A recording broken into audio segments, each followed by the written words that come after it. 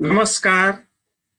तपाईहरु अहिले युएसआईडी को स्वास्थ्यका लागि सक्षम प्रणाली परियोजनाको सहयोगमा सञ्चालित यो टिपी नेपालद्वारा सञ्चालित वेबिनारहरूको 6औं तथा अन्तिम श्रृङ्खलामा हुनुहुन्छ।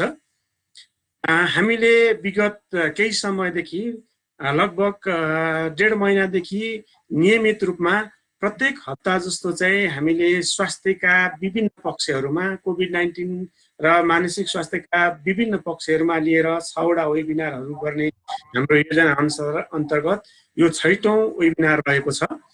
र यस वेबिनारमा तपाईहरु जो आईपी भिडियो टकमा जोडिनु भएको छ अथवा फेसबुक लाइभमा जोडिनु भएको छ, सबैजनालाई म यस कार्यक्रममा जोडिनु भएकोमा हार्दिक धन्यवाद दिन चाहन्छु र सबैलाई स्वागत गर्न चाहन्छु।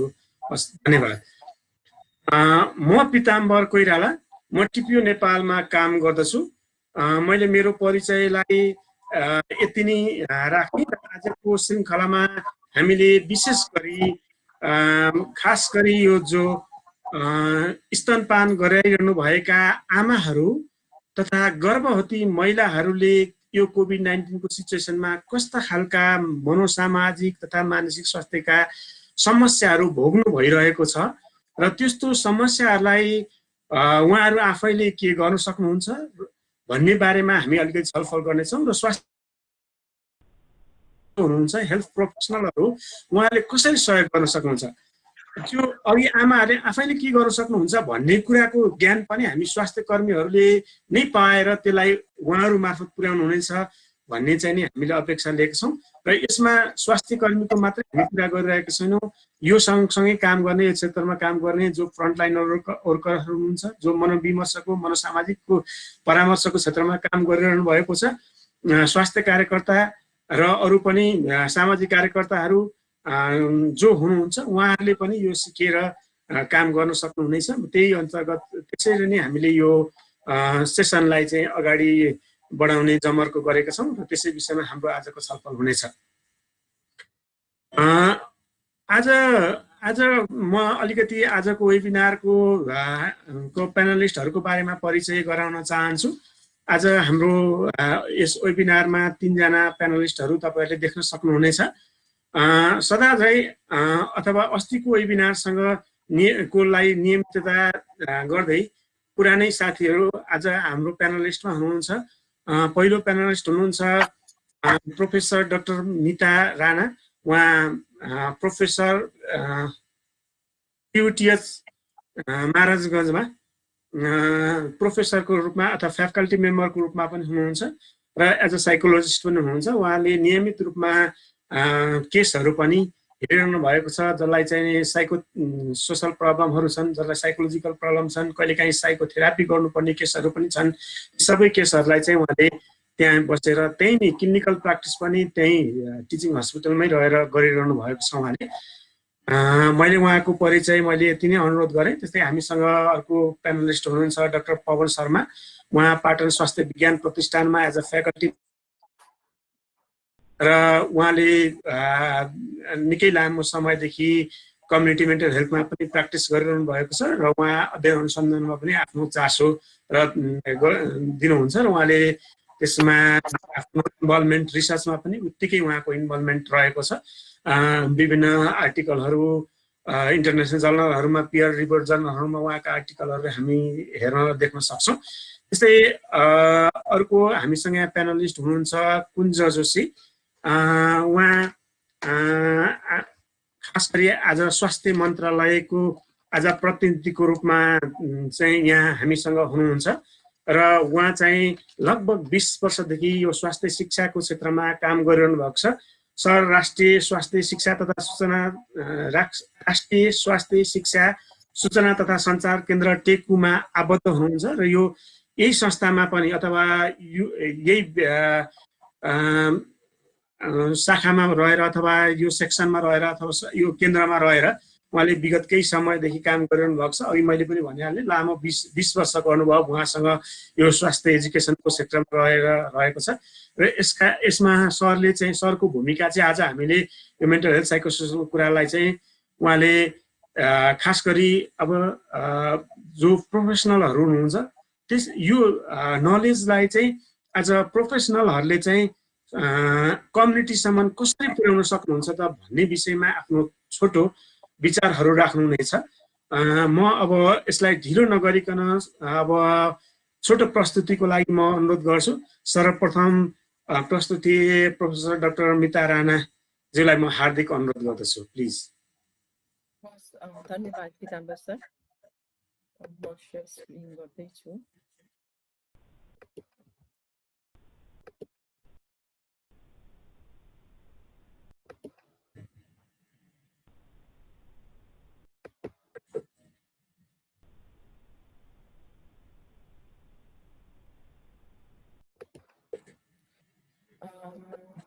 पीताम्बर सरले भनिसक्नुभयो, आज चाहिँ नि हाम्रो मेन फोकस प्रेग्नेन्सी र गर्भ अवस्थामा र अहिले हामी कोभिड-19 को सिचुएसनमा छौँ हैन, र हामीले धेरै नै हामीले मनोसामाजिक समस्याहरू यतिकै पनि हामीले धेरै पाइरहेको अवस्थामा स्पेशली आजको फोकस चाहिँ नि गर्भ अवस्थाको महिलाहरूमा हामीले फोकस गर्छौँ र त्यसमा पनि घरेलु हिंसाले उनीहरूमा पर्ने मनोसामाजिक प्रभावको बारेमा मैले फोकस गर्नेछु। र यो भन्दै प्रेग्नेन्सीमा गर्भ अवस्थामा हुने मनोसामाजिक जोखिमहरू के हुन् त, र त्यस्तै पनि अहिलेसम्म मैले भर्खरै भने सामान्य जनसङ्ख्यामै पनि हामीले धेरै नै कोभिड-19 को असरहरू देखेका छौँ। तर प्रेग्नेन्ट र ल्याक्टेटिङ मदर्स, स्तनपान गराइराखेका आमाहरू र गर्भावस्थामा भएका महिलाहरूमा पनि पोजिटिभ केसेस, कोभिड-19 पोजिटिभ देखेको आमाहरूमा पर्ने प्रभावको बारेमा पनि हामी छलफल गर्छौँ। र त्यसै गरिकन कोभिड-19 पनि भएको र त्यसपछि घर घरमा घरेलु हिंसा भएको महिलाहरू, त्यसमा पनि गर्भावस्थामा भएको महिलाहरूमा अझ पर्ने असरको बारेमा कुरा गर्छौँ। र त्यसै गरिकन हामीले मनोसामाजिक व्यवस्थापन कसरी गर्न सक्छौँ त यो घरेलु हिंसामा, यसमा पनि हामीले छोटो छलफल गर्नेछौँ। हामी सबैलाई थाहा भएकै कुरा हो, गर्भ अवस्था भनेको कुनै पनि महिलाको लागि उसको आफ्नो जीवनकालमा एउटा नौलो र मातृत्व भन्ने कुरा कुनै पनि महिलालाई अनुभव गर्न पाउनु भनेको एउटा ठुलो उपलब्धि हो। र तर त्यो सँगसँगै हामीलाई थाहा छ महिलामा हुने परिवर्तनहरू पनि उसको शारीरिक हिसाबले, उसको मानसिक हिसाबले र उसको सामाजिक हिसाबले उसलाई धेरै नै असर गरिरहेको हुन्छ। महिला यसै पनि उसको डेभलपमेन्टको क्रममा हैन, जन्मेदेखि धेरै नै डिफ्रेन्ट फेजेसहरूबाट पार गरेको हुन्छ हैन। जेनरली एडोलेसेन्ट उसमा मेन्स्ट्रुअल साइकल भन्यो, मेनार्की भन्यो, त्यसपछि फेरि प्रेग्नेन्ट भन्यो, र प्रेग्नेन्सी पछि अनि पछि मेनोपज भन्यो फेरि हैन। सो धेरै नै शरीरको बदलाव हामी महिलाहरूले हामी पाउँछौँ हैन। र स्पेशली गर्भ अवस्थामा हुने शारीरिक परिवर्तनहरू पनि निकै नै प्रभावकारी हुन्छ। गर्भधारण गर्ने बित्तिकै पनि आउने फिजिकल चेन्जेसहरू, त्यसमा पनि मोर जस्तो हामी भन्छौँ नसिया, भोमिटिङहरू जस्तो किसिमको सिम्टम्सहरूबाट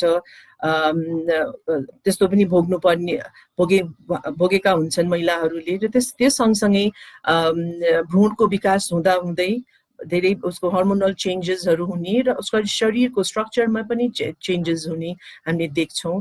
र त्यो सँगसँगै जति शारीरिक बनावटमा चेन्जेस हुन्छ दुवै भित्र डेभलप भइरहेको शिशुको, र त्यो सँगसँगै उसको आफ्नो शरीर सँगसँगै उसको मानसिक पनि हामीले बदलाव देख्दछौँ महिलाहरूमा।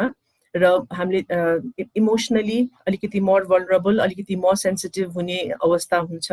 र त्यो सँगसँगै उसको आफ्नो रोल र उसको रिस्पोन्सिबिलिटिजहरू, जिम्मेवारीहरूमा पनि हामीले परिवर्तन देख्छौँ। र हामीले एकदमै यो तीनटा पक्ष एकदमै इम्पोर्टेन्ट हामीले मान्नु पर्दछ कुनै पनि महिलालाई हामीले प्रेग्नेन्सीको स्टेजमा। र धेरै जसो मनोसामाजिक जोखिमहरू के हुन सक्छन् त महिलाहरूमा, र त्यसमा पनि कुन कुन अवस्थामा अलि बढी, कुन समूहमा हामीले बढी अलिकति जोखिम देख्छौँ। धेरै जसो एडोलेसेन्स किशोर अवस्थामा हुने युवतीहरू जसले चाहिँ नि अलि बढी जोखिम लिने व्यवहारहरू गर्छन्, त्यसमा असुरक्षित यौन सम्पर्कहरू अलि बढी हुने र सँगसँगै या छुट्टै पनि मद्यपानको दुर्व्यसनहरू छ भने पनि उनीहरूमा बढी जोखिम हुन सक्दछ। र सब्सटेन्स अब्युज मा पनि मर्सो एल्कोहल रक्सीको सेवनले हुने महिलाहरूमा हामीले देखेको, प्रेग्नेन्ट महिलाहरूमा हामीले देख्ने फिटल एल्कोहल सिन्ड्रोम भन्छन्, जसमा चाहिँ नि शिशुमै कन्जेनाइटल उसको चाहिँ नि मालफर्मेसन्सहरू हुने, अपाङ्ग हुन सक्ने त्यस्तो किसिमको समस्याहरू हामी देख्न सक्छौँ। त्यही भएर प्रेग्नेन्सीको बेलामा कुनै पनि मादक पदार्थ त्यसमा सेवन नगर्नु नै उचित मानिन्छ। त्यसमा पनि रक्सी या अरू ड्रग्सहरू चाहिँ नि लिनु एकदमै बढी खतरनाकै हुन्छ। र धेरै जस्तो महिलाहरू जसमा चाहिँ नि पहिलादेखि नै कुनै किसिमको मानसिक रोगबाट पीडित भएको महिलाहरू हुनुहुन्छ भने, जस्तो कि डिप्रेसन हुन सक्छ, उदासीनताको बिमारी या बाइपोलर डिसअर्डर या स्किजोफ्रेनिया, त्यस्तो बिमारी पहिला नै भइसकेको छ भने तिनीहरूमा फेरि प्रेग्नेन्सीको बेलामा अलि बढी जोखिमपूर्ण अवस्था हुन सक्छ। त्यसै गरिकन कोही महिलाहरू पहिलादेखि नै उनीहरूमा चाहिँ नि गर्भधारण हुन चाहिँ नि समस्या छ भने त्यस्तो महिलाहरूमा पनि फेरि गर्भ अवस्थामा अलिकति समस्या हुन सक्दछ। र त्यसै गरी अरू उनीहरूमा महिलाहरूमा कुनै मेडिकल ओर फिजिकल प्रब्लमहरू उनीमा पहिलादेखि नै कुनै अरू जस्तो क्यान्सर होला, डायबिटिज होला या अरू कुनै किसिमको बढी सिरियस प्रब्लमहरू छ भने त्यस्तो महिलाहरूलाई पनि गर्भधारणको बेलामा अलि बढी जोखिमपूर्ण अवस्था हुन सक्दछ। र त्यसै गरी महिलाहरू जसले पहिला पनि सुत्केरी भइसक्दाखेरिको अवस्थामा हामीले पोस्टमार्टम डिप्रेसनहरू भन्छौँ या पोस्टमार्टम साइकोसिस भन्छौँ, त्यस्तो अवस्था उनीहरूको पहिला पनि उनीहरूले भोगिसकेका छन् भने फेरि पनि प्रेग्नेन्ट हुने बेलामा र डेलिभरीको टाइममा उनीहरूलाई प्रेग्नेन्सीकै बेलामा पनि डिप्रेसिभ फेज हुन सक्दछ र डेलिभरी पछि पनि फेरि पोस्टमार्टम डिप्रेसन या साइकोसिसको भल्नरेबिलिटी हुन सक्दछ। त्यसै गरिकन अनप्लान्ड प्रेग्नेन्सी, कतिपय अवस्थामा कुनै पनि योजना नगरिकन गर्भधारण गर्दाखेरि पनि जोखिमपूर्ण हुन सक्दछ। किनभने अब महिलाको उमेर होला, महिलाको आफ्नो शारीरिक स्वास्थ्य होला, मानसिक स्वास्थ्य होला, त्यो सबै कुराहरूलाई मध्यनजर नगरिकन यतिकै गर्भधारण गर्दाखेरि पनि रिस्कहरू धेरै हुन सक्दछ। र त्यसै गरिकन धेरै जस्तो देखिन्छ अलिक कम आर्थिक स्रोत भएको मान्छेहरू महिलाहरूमा गर्भधारणको बेलामा, किनभने मैले अघि पनि भनिसकेँ निकै नै फिजिकल, साइकोलोजिकल, सोसल चेन्जेसहरू हुन्छ र निड्सहरू पनि यसमा अलि बढी हामीले अटेन्सन दिनुपर्ने हुन्छ। र अलिकति आर्थिक अवस्था कम भएको अवस्थामा त्यो किसिमको उसको आफ्नो स्याहार सुसारमा उसको शारीरिक हिसाबले, मानसिक हिसाबले, सामाजिक हिसाबले भएन भने पनि त्यो पनि एउटा जोखिमपूर्ण अवस्थै हुन्छ। त्यसै गरिकन पहिलादेखि नै केही गरी कुनै पनि यौनजन्य या आपसमा श्रीमान श्रीमतीकै पनि समस्या छ, उनीहरूको वैवाहिक सम्बन्धमै समस्या छ भने पनि गर्भ अवस्था जोखिमपूर्ण हुन सक्दछ। र त्यो सँगसँगै जस्तो कि घरमै पनि आफ्नो सम्बन्धमा या घरेलु हिंसा या पारस्परिक हिंसाको पहिलादेखि नै पनि हिस्ट्री छ भने त्यस्तो महिलाहरूमा पनि जोखिम अलि बढी हुन सक्दछ। किन भन्दाखेरि र घरमै पनि आफ्नो श्रीमानसँग या आफ्नो घरको परिवारको सदस्यहरूसँग त्यो किसिमको एउटा जुन हामीलाई पर्याप्त एउटा सपोर्ट चाहिन्छ त्यो छैन भने पनि र आफ्नै श्रीमानसँग पनि हामीलाई चाहिनुपर्ने सपोर्ट छैन भने पनि त्यो पनि एक किसिमको जोखिमै हुन्छ। र अघि नै मैले भनिसकेँ, जो पहिलादेखि नै पनि भिक्टिम्स छन् डोमेस्टिक भाइलेन्सको पहिला पनि भइसकेका छन् र उनीहरूले निकै नै फिजिकल र भावनात्मक एक किसिमको आघात र तनावहरू धेरै भोगिसकेका छन् भने र कन्टिन्युअस छ भने पनि त्यसलाई पनि हामीले जोखिमपूर्ण अवस्था मान्नु पर्दछ। र के हुन्छ त, धेरै जस्तो आमाको मानसिक अवस्था ठिक भएन भने हामी सबैलाई थाहा छ त्यसको प्रभाव आमालाई मात्रै होइन, गर्भमा रहेको बच्चालाई र सँगसँगै बच्चा पाइसकेपछि पनि सुत्केरी अवस्था पछि पनि बच्चाको हुर्काइ बढाइ क्रममा पनि बच्चालाई पनि त्यतिकै जोखिमपूर्ण हुन सक्दछ। उसको मनोसामाजिक तनाव उसको प्रेग्नेन्ट अवस्थामा भएर उसलाई चाहिँ नि नकारात्मक हिसाबले उसको मानसिक स्वास्थ्यमा प्रभाव पारेपछि शरीरमा हुने हामीले कोर्टिसोल भन्ने हर्मोन हुन्छ, त्यो चाहिँ अलि बढी, किन स्ट्रेस हर्मोन हो यो धेरै बढी शरीरमा उत्पादन भयो भने बच्चामा चाहिँ नि त्यसको नराम्रो असर परेर धेरै जस्तो जन्मिने बच्चामा चाहिँ नि हामीले कम तौल भएको शिशुहरू हामी जन्माउन सक्दछौँ। त्यो हुन्छ भने बच्चाको आउटकममा चाहिँ नि मैले अघि भनिहालेँ, खालि हामी देख्छौँ जब के अरे आमामा नै मानसिक समस्या छ र उसको आफ्नो गर्भ अवस्थामा पनि मानसिक समस्या धेरै नै उसलाई तनाव छ भने जन्माइसकेपछि बच्चाहरूमा उसको हुर्काइ बढाइ क्रममा बच्चाहरूमा पनि हामीले मानसिक समस्याहरू देख्ने सम्भावना बढी हुन्छ। र त्यसै गरिकन अरू संक्रामक रोगहरू, इन्फेक्सियस डिजिजहरू र कुपोषणहरू पनि बच्चामा हुने भएपछि उसको शारीरिक र मानसिक हिसाबले नै उसलाई असर गर्ने सम्भावना बढी हुन्छ। र अहिले कसरी त प्रेग्नेन्ट र ल्याक्टेटिङ मदर्स, स्तनपान गराइरहेको महिलाहरू र गर्भधारण गरेका महिलाहरूमा कसरी यो अहिलेको हाम्रो कोभिड-19 को महामारीले कसरी असर गरेको छ।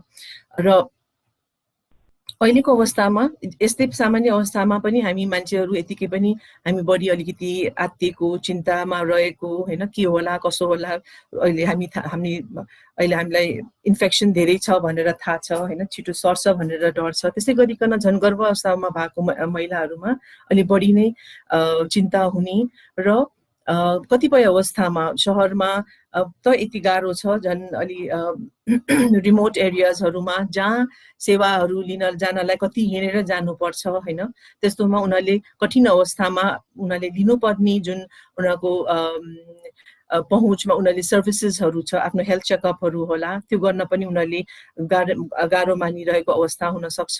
र त्यसै गरिकन चाहिने एउटा सामाजिक सहायता त्यो परिवारबाट होला, त्यो आफ्नो समाजबाट होला, किनभने अहिले हामीलाई थाहा छ सबै वञ्चित हुने अवस्थामा हामी घरमै हामी बाँधिएका छौँ। र अर्को ठुलो चिन्ता चाहिँ नि इन्फेक्सन, सबभन्दा ठुलो चिन्ता आफूलाई इन्फेक्सन भयो भने, आफू सङ्क्रमित भयो भने र अनि आफू सँगसँगै पेटमा रहेको सानो शिशुलाई पनि सर्छ कि भन्ने एउटा भय, त्यो चाहिँ नि एकदमै ठुलो छ। र अहिले हामी सबैलाई पनि सबभन्दा अहिले चिन्ता छ अनसर्टेन्टी, होइन, किनभने निश्चितै छैन यो कहिलेसम्म रहन्छ, होइन, कसरी यो जान्छ, कसरी यसले कतिलाई असर गर्छ। र झन् प्रेग्नेन्ट मदर्सहरूमा त्यो चिन्ता धेरै नै छ, किनभने यो भइसकेपछि अब अर्ली प्रेग्नेन्सीमै इन्फेक्टेड हुन्छ कि भन्ने पनि डर भयो। त्यसपछि बच्चा जन्मिसकेपछि पनि के होला त भविष्यमा, होइन, कतिसम्म कसरी आफ्नो पनि हेल्थ र बच्चाको पनि हेल्थको कुराहरूमा पनि धेरै नै चिन्ता हुन्छ। र अरूभन्दा पनि यस्तो बेलामा मैले हाइलाइट गरि नै राखेको छु कि बढी नै उनीहरू आश्रित आफ्नो फ्यामिली मेम्बर्ससँग हुन्छन् र हामी सबैले यो बुझ्नुपर्ने अवस्था हो कि कुनै पनि गर्भ अवस्थामा खालि त्यो महिलाको मात्रै एउटा जिम्मेवारी हुँदैन, घर परिवार र त्यसमा पनि सबभन्दा बढी नजिकको सम्बन्ध भनेको आफ्नो श्रीमानबाट चाहिँ नि बढी नै सपोर्टको आवश्यकता हुन्छ।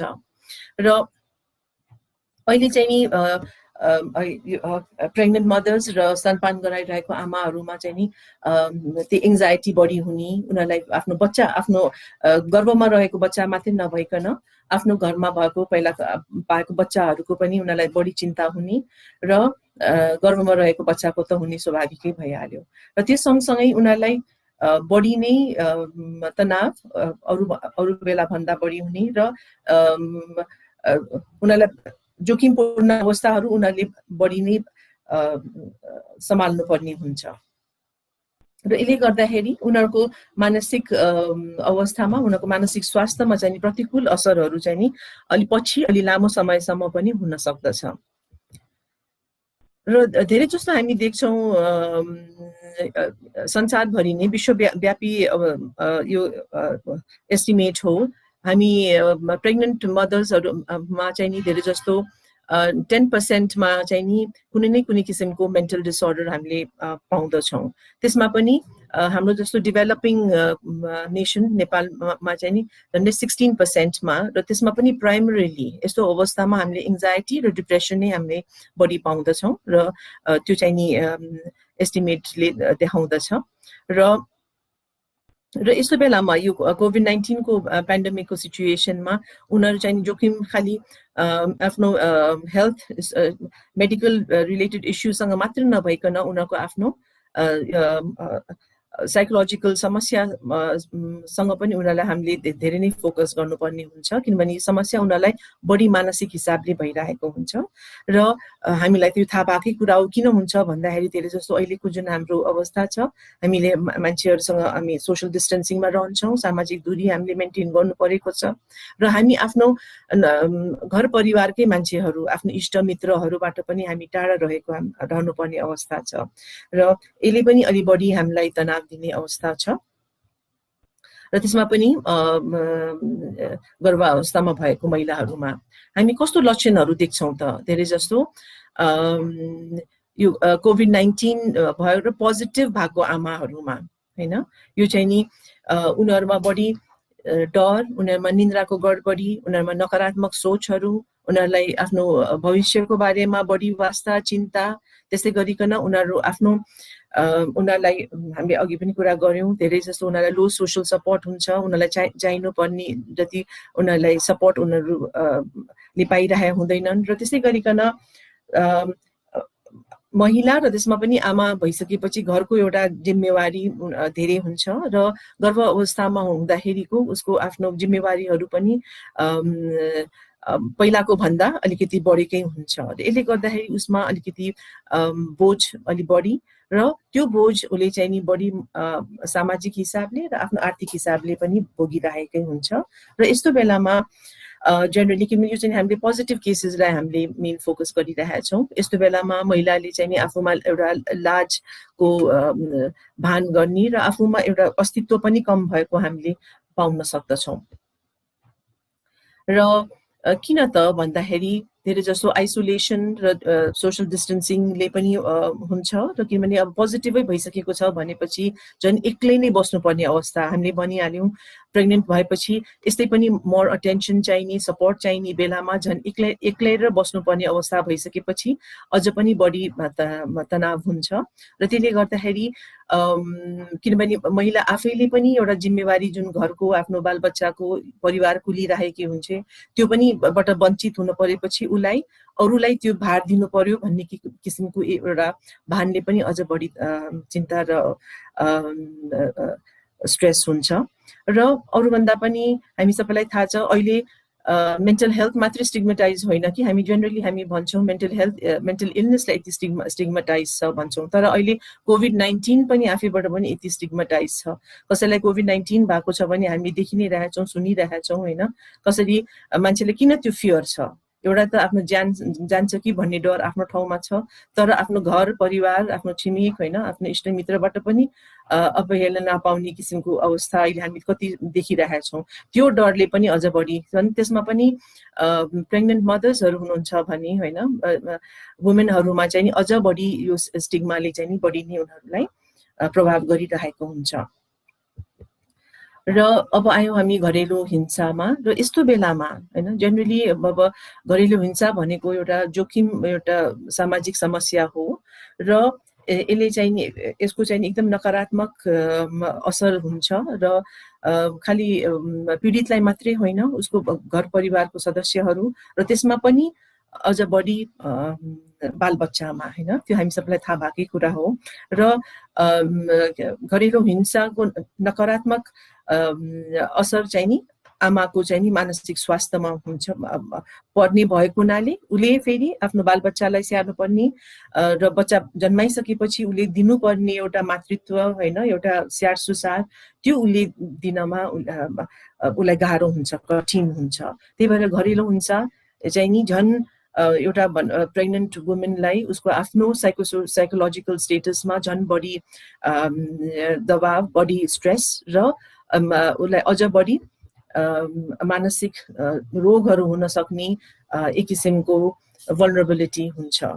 सो धेरै जस्तो कस्तो कस्तो पुरुषहरूबाट हामीले घरेलु हिंसा देख्दछौँ। यो चाहिँ तथ्याङ्कले देखाउँछ धेरै जस्तो अलिक कम शिक्षित पुरुषहरू र त्यस्ता पुरुषहरू जुन आफै पनि सानो छँदाखेरि उनीहरू दुर्व्यवहारका शिकार भएका थिए आफ्नो घर परिवारकै सदस्यबाट, आफ्नो आमाबाबुबाटै होला।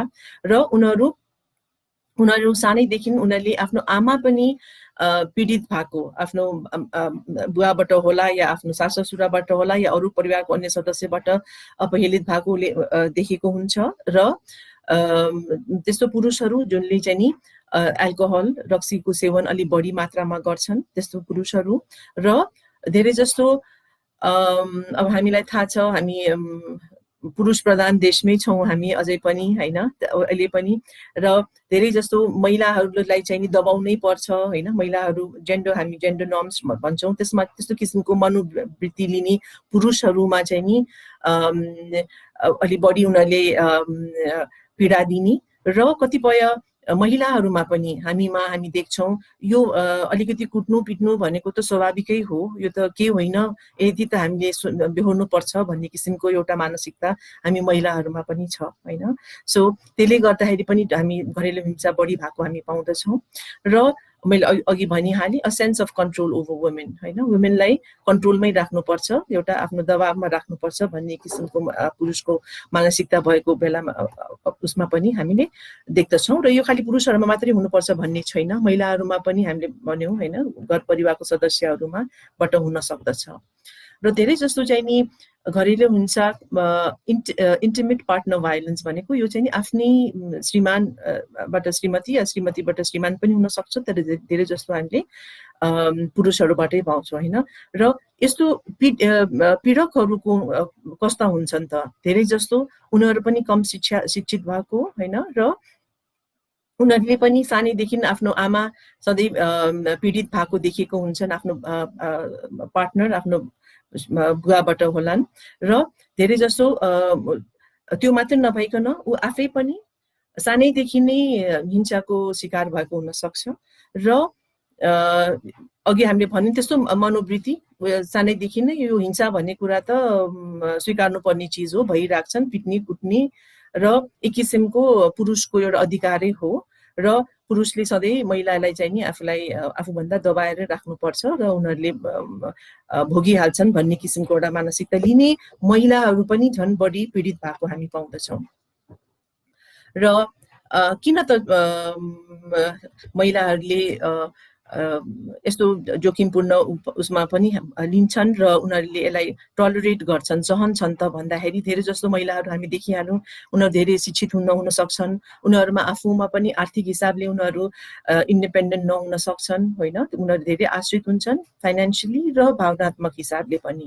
र कतिपय अवस्थामा यो भएको हुनाले आफूले बोले भने आफूले रेजिस्ट गर्यो भने घरबाट निकालिन्छ कि होइन, र घरबाट निकालेपछि समाजबाट फेरि एउटा वञ्चित एउटा नराम्रो होइन लिइन्छ घर समाजले पनि परिवारले पनि भन्ने हिसाबले उनीहरू सहेर बस्छन्। र कतिपय अवस्थामा लाज हुने हिसाबले आफ्नो इज्जत कम हुने भन्ने हिसाबले र उनीहरूमा त्यो आत्मविश्वास पनि कम हुन्छ, र त्यस्तो हिसाबले पनि उनीहरू बढी पीडित हुन्छन्। र कतिपय महिलाहरूले चाहिँ नि होइन घर परिवार आफ्नो बालबच्चाहरूको वास्ता र आफ्नो परिवारको इज्जत भन्ने हिसाबले पनि उनीहरू बस्दछन्। र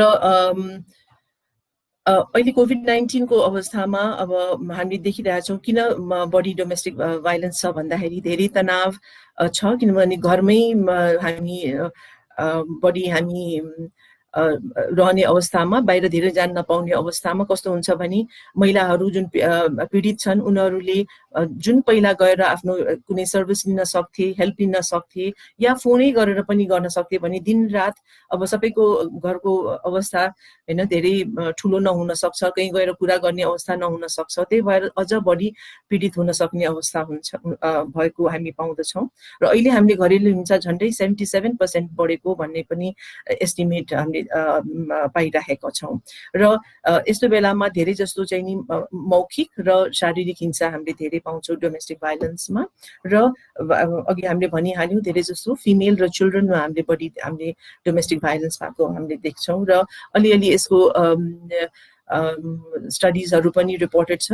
त्यसमा चाहिँ नि नेसनल हेल्पलाइन जेन्डर बेस्ड भाइलेन्सको त्यसमा अलमोस्ट 521 कल्स इन अ मन्थमा 119 केसेस चाहिँ डोमेस्टिक भाइलेन्सको थियो भने वरेक भन्ने संस्था जसले चाहिँ नि वुमेन रिहेबिलिटेसनमा काम गर्छ उनीहरूले 83 cases of violence against women 3 हप्तामा भनेर रिपोर्ट गरेको हामीले पाएका छौँ।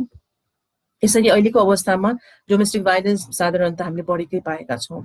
र यसले के गर्दछ त यो हामीलाई थाहा भएकै कुरा हो। धेरै जस्तो impact of COVID-19 on the issues of domestic violence यसले गर्दाखेरि भनौँ न यस्तो बेलामा अझ घरेलु हिंसा भइरह्यो भने फिजिकल कम्प्लिकेसन्सहरू आउने, वुमेनमा चाहिँ नि बढी भनौँ न प्रेग्नेन्ट बेलामा छ र उसले कुटाइ खाएको छ भने उसमा धेरै नै कम्प्लिकेसन्सहरू आउन सक्ने हुन्छ र बच्चा नपाउन सक्ने पनि हुन सक्दछ,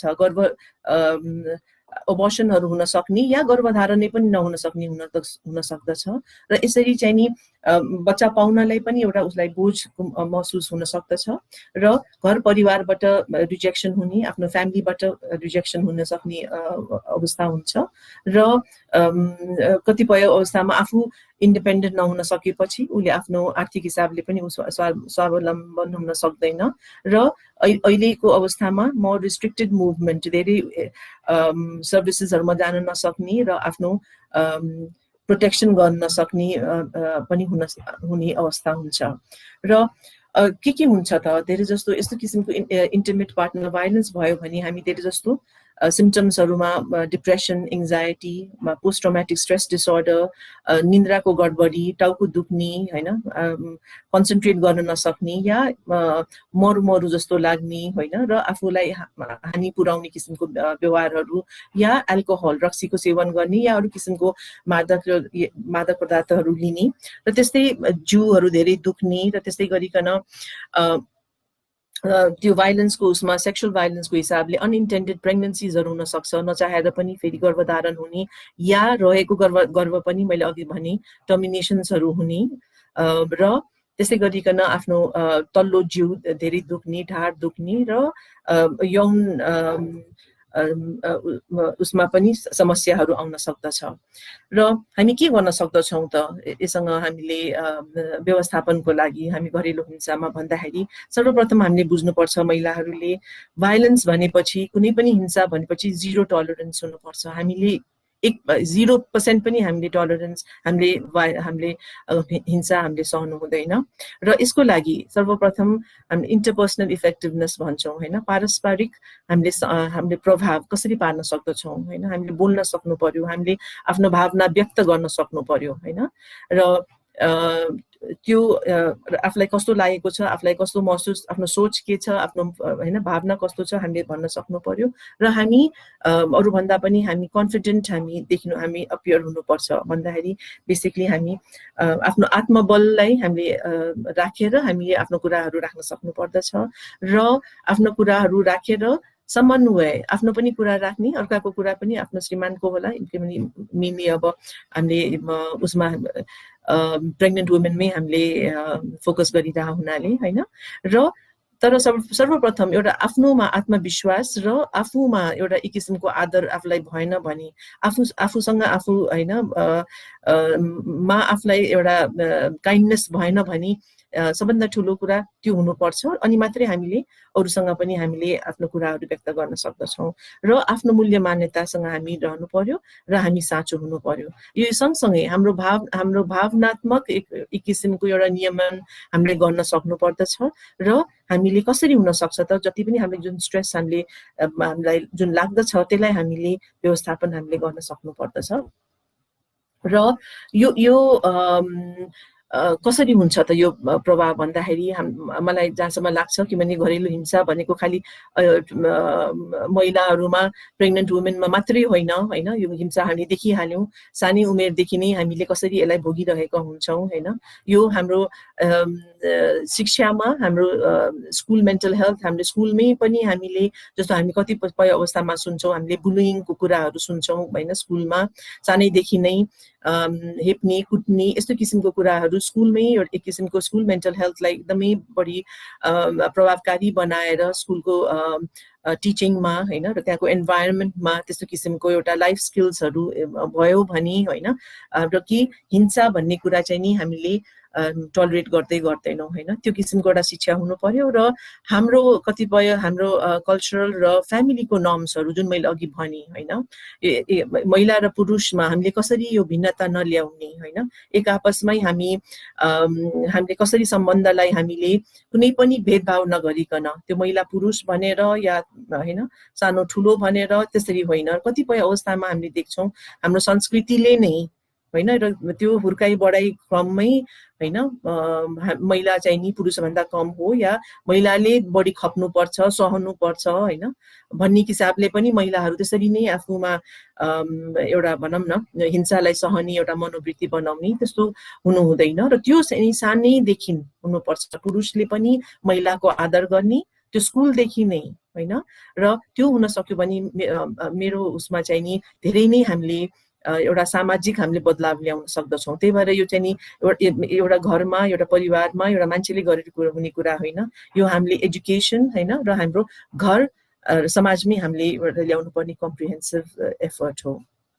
र त्यसै गरिकन हाम्रो मनोसामाजिक हाम्रो सेवाहरू पहुँचमा हुनु पर्यो होइन र सजिलोसँग हामीले पाउन सक्नुपर्ने भयो र जहाँ पाउँछौँ त्यहाँ सेवा दिने मान्छेहरू पनि ट्रेन्ड हुनु पर्यो र दिन सक्ने दिएको सेवाहरू पनि प्रभावकारी हुनु पर्यो। र त्यसरी गरिकन केही गरी कुनै महिलाहरू एकदमै इन्टिमेट पार्टनर भाइलेन्समा आउँछन् भने भएका महिलाहरू आउँछन् भने एकदमै हामीले क्राइसिस इन्टरभेन्सन जसरी गर्छौँ हामीले त्यसरी नै गर्नुपर्ने हुन्छ। तुरुन्तै हामीले सपोर्ट दिन सक्नुपर्ने हुन्छ। उसको प्रिभेसी उसको कन्फिडेन्सियालिटी गोपनीयताको हामीले ख्याल गर्नु पर्यो होइन र त्यो सबैलाई हामीले विचार गरेर अनि हामीले उसले भनेको कुराहरूलाई हामीले एकदमै आफ्नो निर्णय दिएर हाम्रो आफ्नो प्रतिक्रिया दिएर होइन यो हामीले चाहिँ नि किन गर्यो होइन उसलाई झन् दोषी हामीले ठम्याएर त्यसरी गर्नु हुँदैन। पुरा हामी एम्पेथेटिकली होइन समानुभूति हामीले दर्शाएर उसको कुराहरूलाई सबै हामीले सुनेर एकदमै हामीले सहयोग गर्नुपर्दछ र गर्नुपर्ने तुरुन्तै किनभने कति उसलाई दुःख खालि मानसिक हिसाबले मात्रै नहोला शारीरिक हिसाबले पनि होला हामी दिनुपर्ने व्यवहारिक उसको सपोर्ट हामीले दिनु पर्यो र सबभन्दा पहिला मैले अघि पनि भने राम्रोसँग सुन्ने र हामीले प्रेसर नदिने उसलाई भन्नको लागि उसले भन्न चाहेको कुराहरूमा हामी सीमित राखेर र उसलाई हामीले कहाँ लिङ्क गर्न सक्छौँ उसलाई हामीले मोर इन्फर्मेसन दिएर अप्रोप्रिएट इन्फर्मेसन र कहाँ स्रोतहरू छन् जहाँबाट उसले भनौँ न लिगल उसलाई न्यायको उसलाई बन्दोबस्त गरिदिनुपर्छ कि अरू कुन सर्भिसेसहरूमा हामीले त्यो हस्पिटल होला कि होइन साइकोलोजिकल सर्भिसेस होला कि हामीले त्यो चाहिँ नि हामीले दिन सक्नुपर्दछ। र त्यसरी उसको मेनली हामीले सेफ्टीलाई हामीले ध्यान दिनु पर्यो र सँगसँगै किनभने महिला भइसकेपछि उसको आफ्नो घर उसको स्पेसली बालबच्चाको उसलाई बढी नै ख्याल हुन्छ। त्यो सबै कुरालाई पनि हामीले विचार गरेर हामीले कसरी हुन सक्छ उसको सामाजिक एक किसिमको सहायतालाई हामीले बढाइदिन सक्नुपर्दछ। र कतिपय अवस्थामा कुनै पनि महिला भनौँ न अब कहाँ पुग्छन्, हेल्थ पोस्टमा हो, सब हेल्थ पोस्टमा हो होइन, त्यहाँ यस्तो किसिमको छैन भने पनि हामीले त्यो लिङ्क हामीले गराइदिनुपर्छ। त्यो एकदमै हाम्रो जिम्मेवारी हुन्छ किनभने मैले अघि भने नि यो चाहिँ नि फर्स्ट लाइन अफ सपोर्ट र इम्पोर्टेन्टली क्राइसिस इन्टरभेन्सनकै मोडलमा हामीले हेल्प गर्नुपर्ने हुन्छ।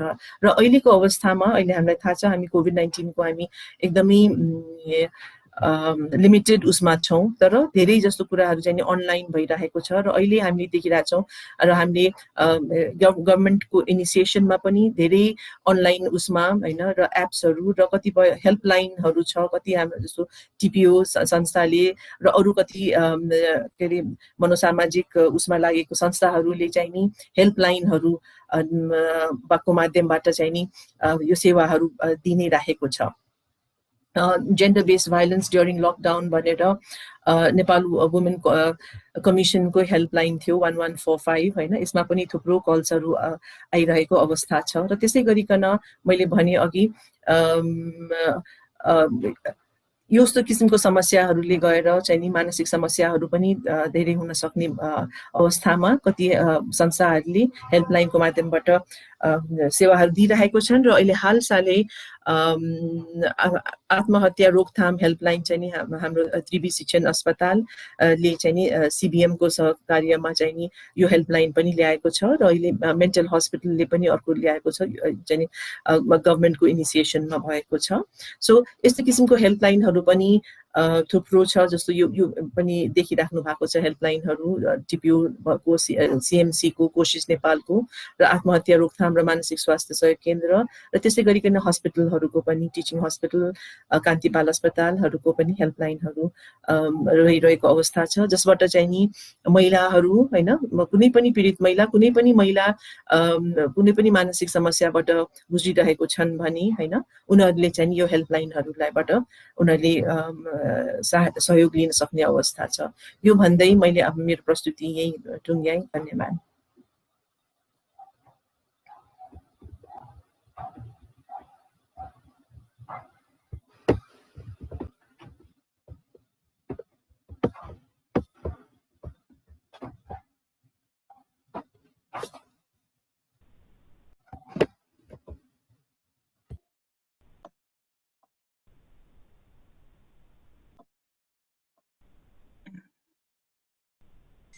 धन्यवाद म्याडम। अब म आफ्नो प्रस्तुति सुरु गर्न गइरहेको छु। हजुर, मेरो अलिकति इन्टरनेटको प्रब्लम भइरहेको हुनाले मैले अब डाक्टर पवन शर्मालाई चाहिँ अर्को प्रेजेन्टेसनको लागि अनुरोध गर्छु। सर मेरो आवाज सुनिएको छ, देखिएको छ सर?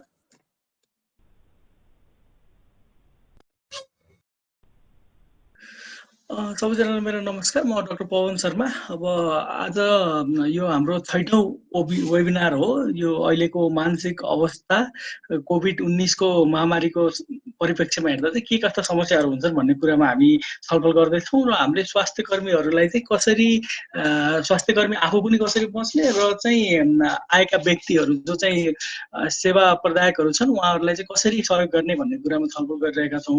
अब आजको कन्टेन्टमा चाहिँ हामीले अब स्टिग्माको अलिकति कुरा गर्छौँ। स्टिग्मा भन्नाले लालछना जुन चाहिँ कोभिड-19ले गर्दा जेनरल पपुलेसन अथवा हेल्थ केयर वर्कर्स र प्रेग्नेन्ट वुमेन ल्याक्टेटिङ वुमेनहरूमा ल्याइरहेको छ, त्यो कुरामा अलिकति छलफल गर्छौँ। त्यसै गरी दोस्रो चाहिँ मेटर्नल मेन्टल हेल्थ, यो चाहिँ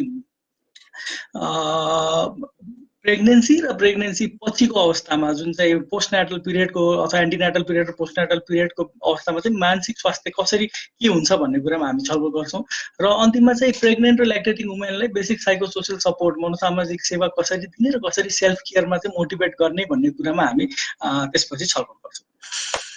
अब स्टिग्माको कुरा गरिराख्दा स्टिग्मा भन्नाले लालछना, अब यसलाई सिम्पल ल्याङ्ग्वेजमा बुझ्नु पर्दा जस्तै कसैलाई कोरोना लागेको छ अथवा कोभिड-19बाट सङ्क्रमित भएको छ भने त्यो व्यक्तिलाई छिछि दूर गर्ने अथवा त्यो परिवारलाई चाहिँ एक्लो बनाउने अथवा सहयोग नगर्ने अथवा सामाजिक रूपमा बहिष्कृत गर्ने यस्ता कामहरू यदि हुन्छन् भने त्यसलाई हामी लान्छना अथवा स्टिग्मा भन्छौँ।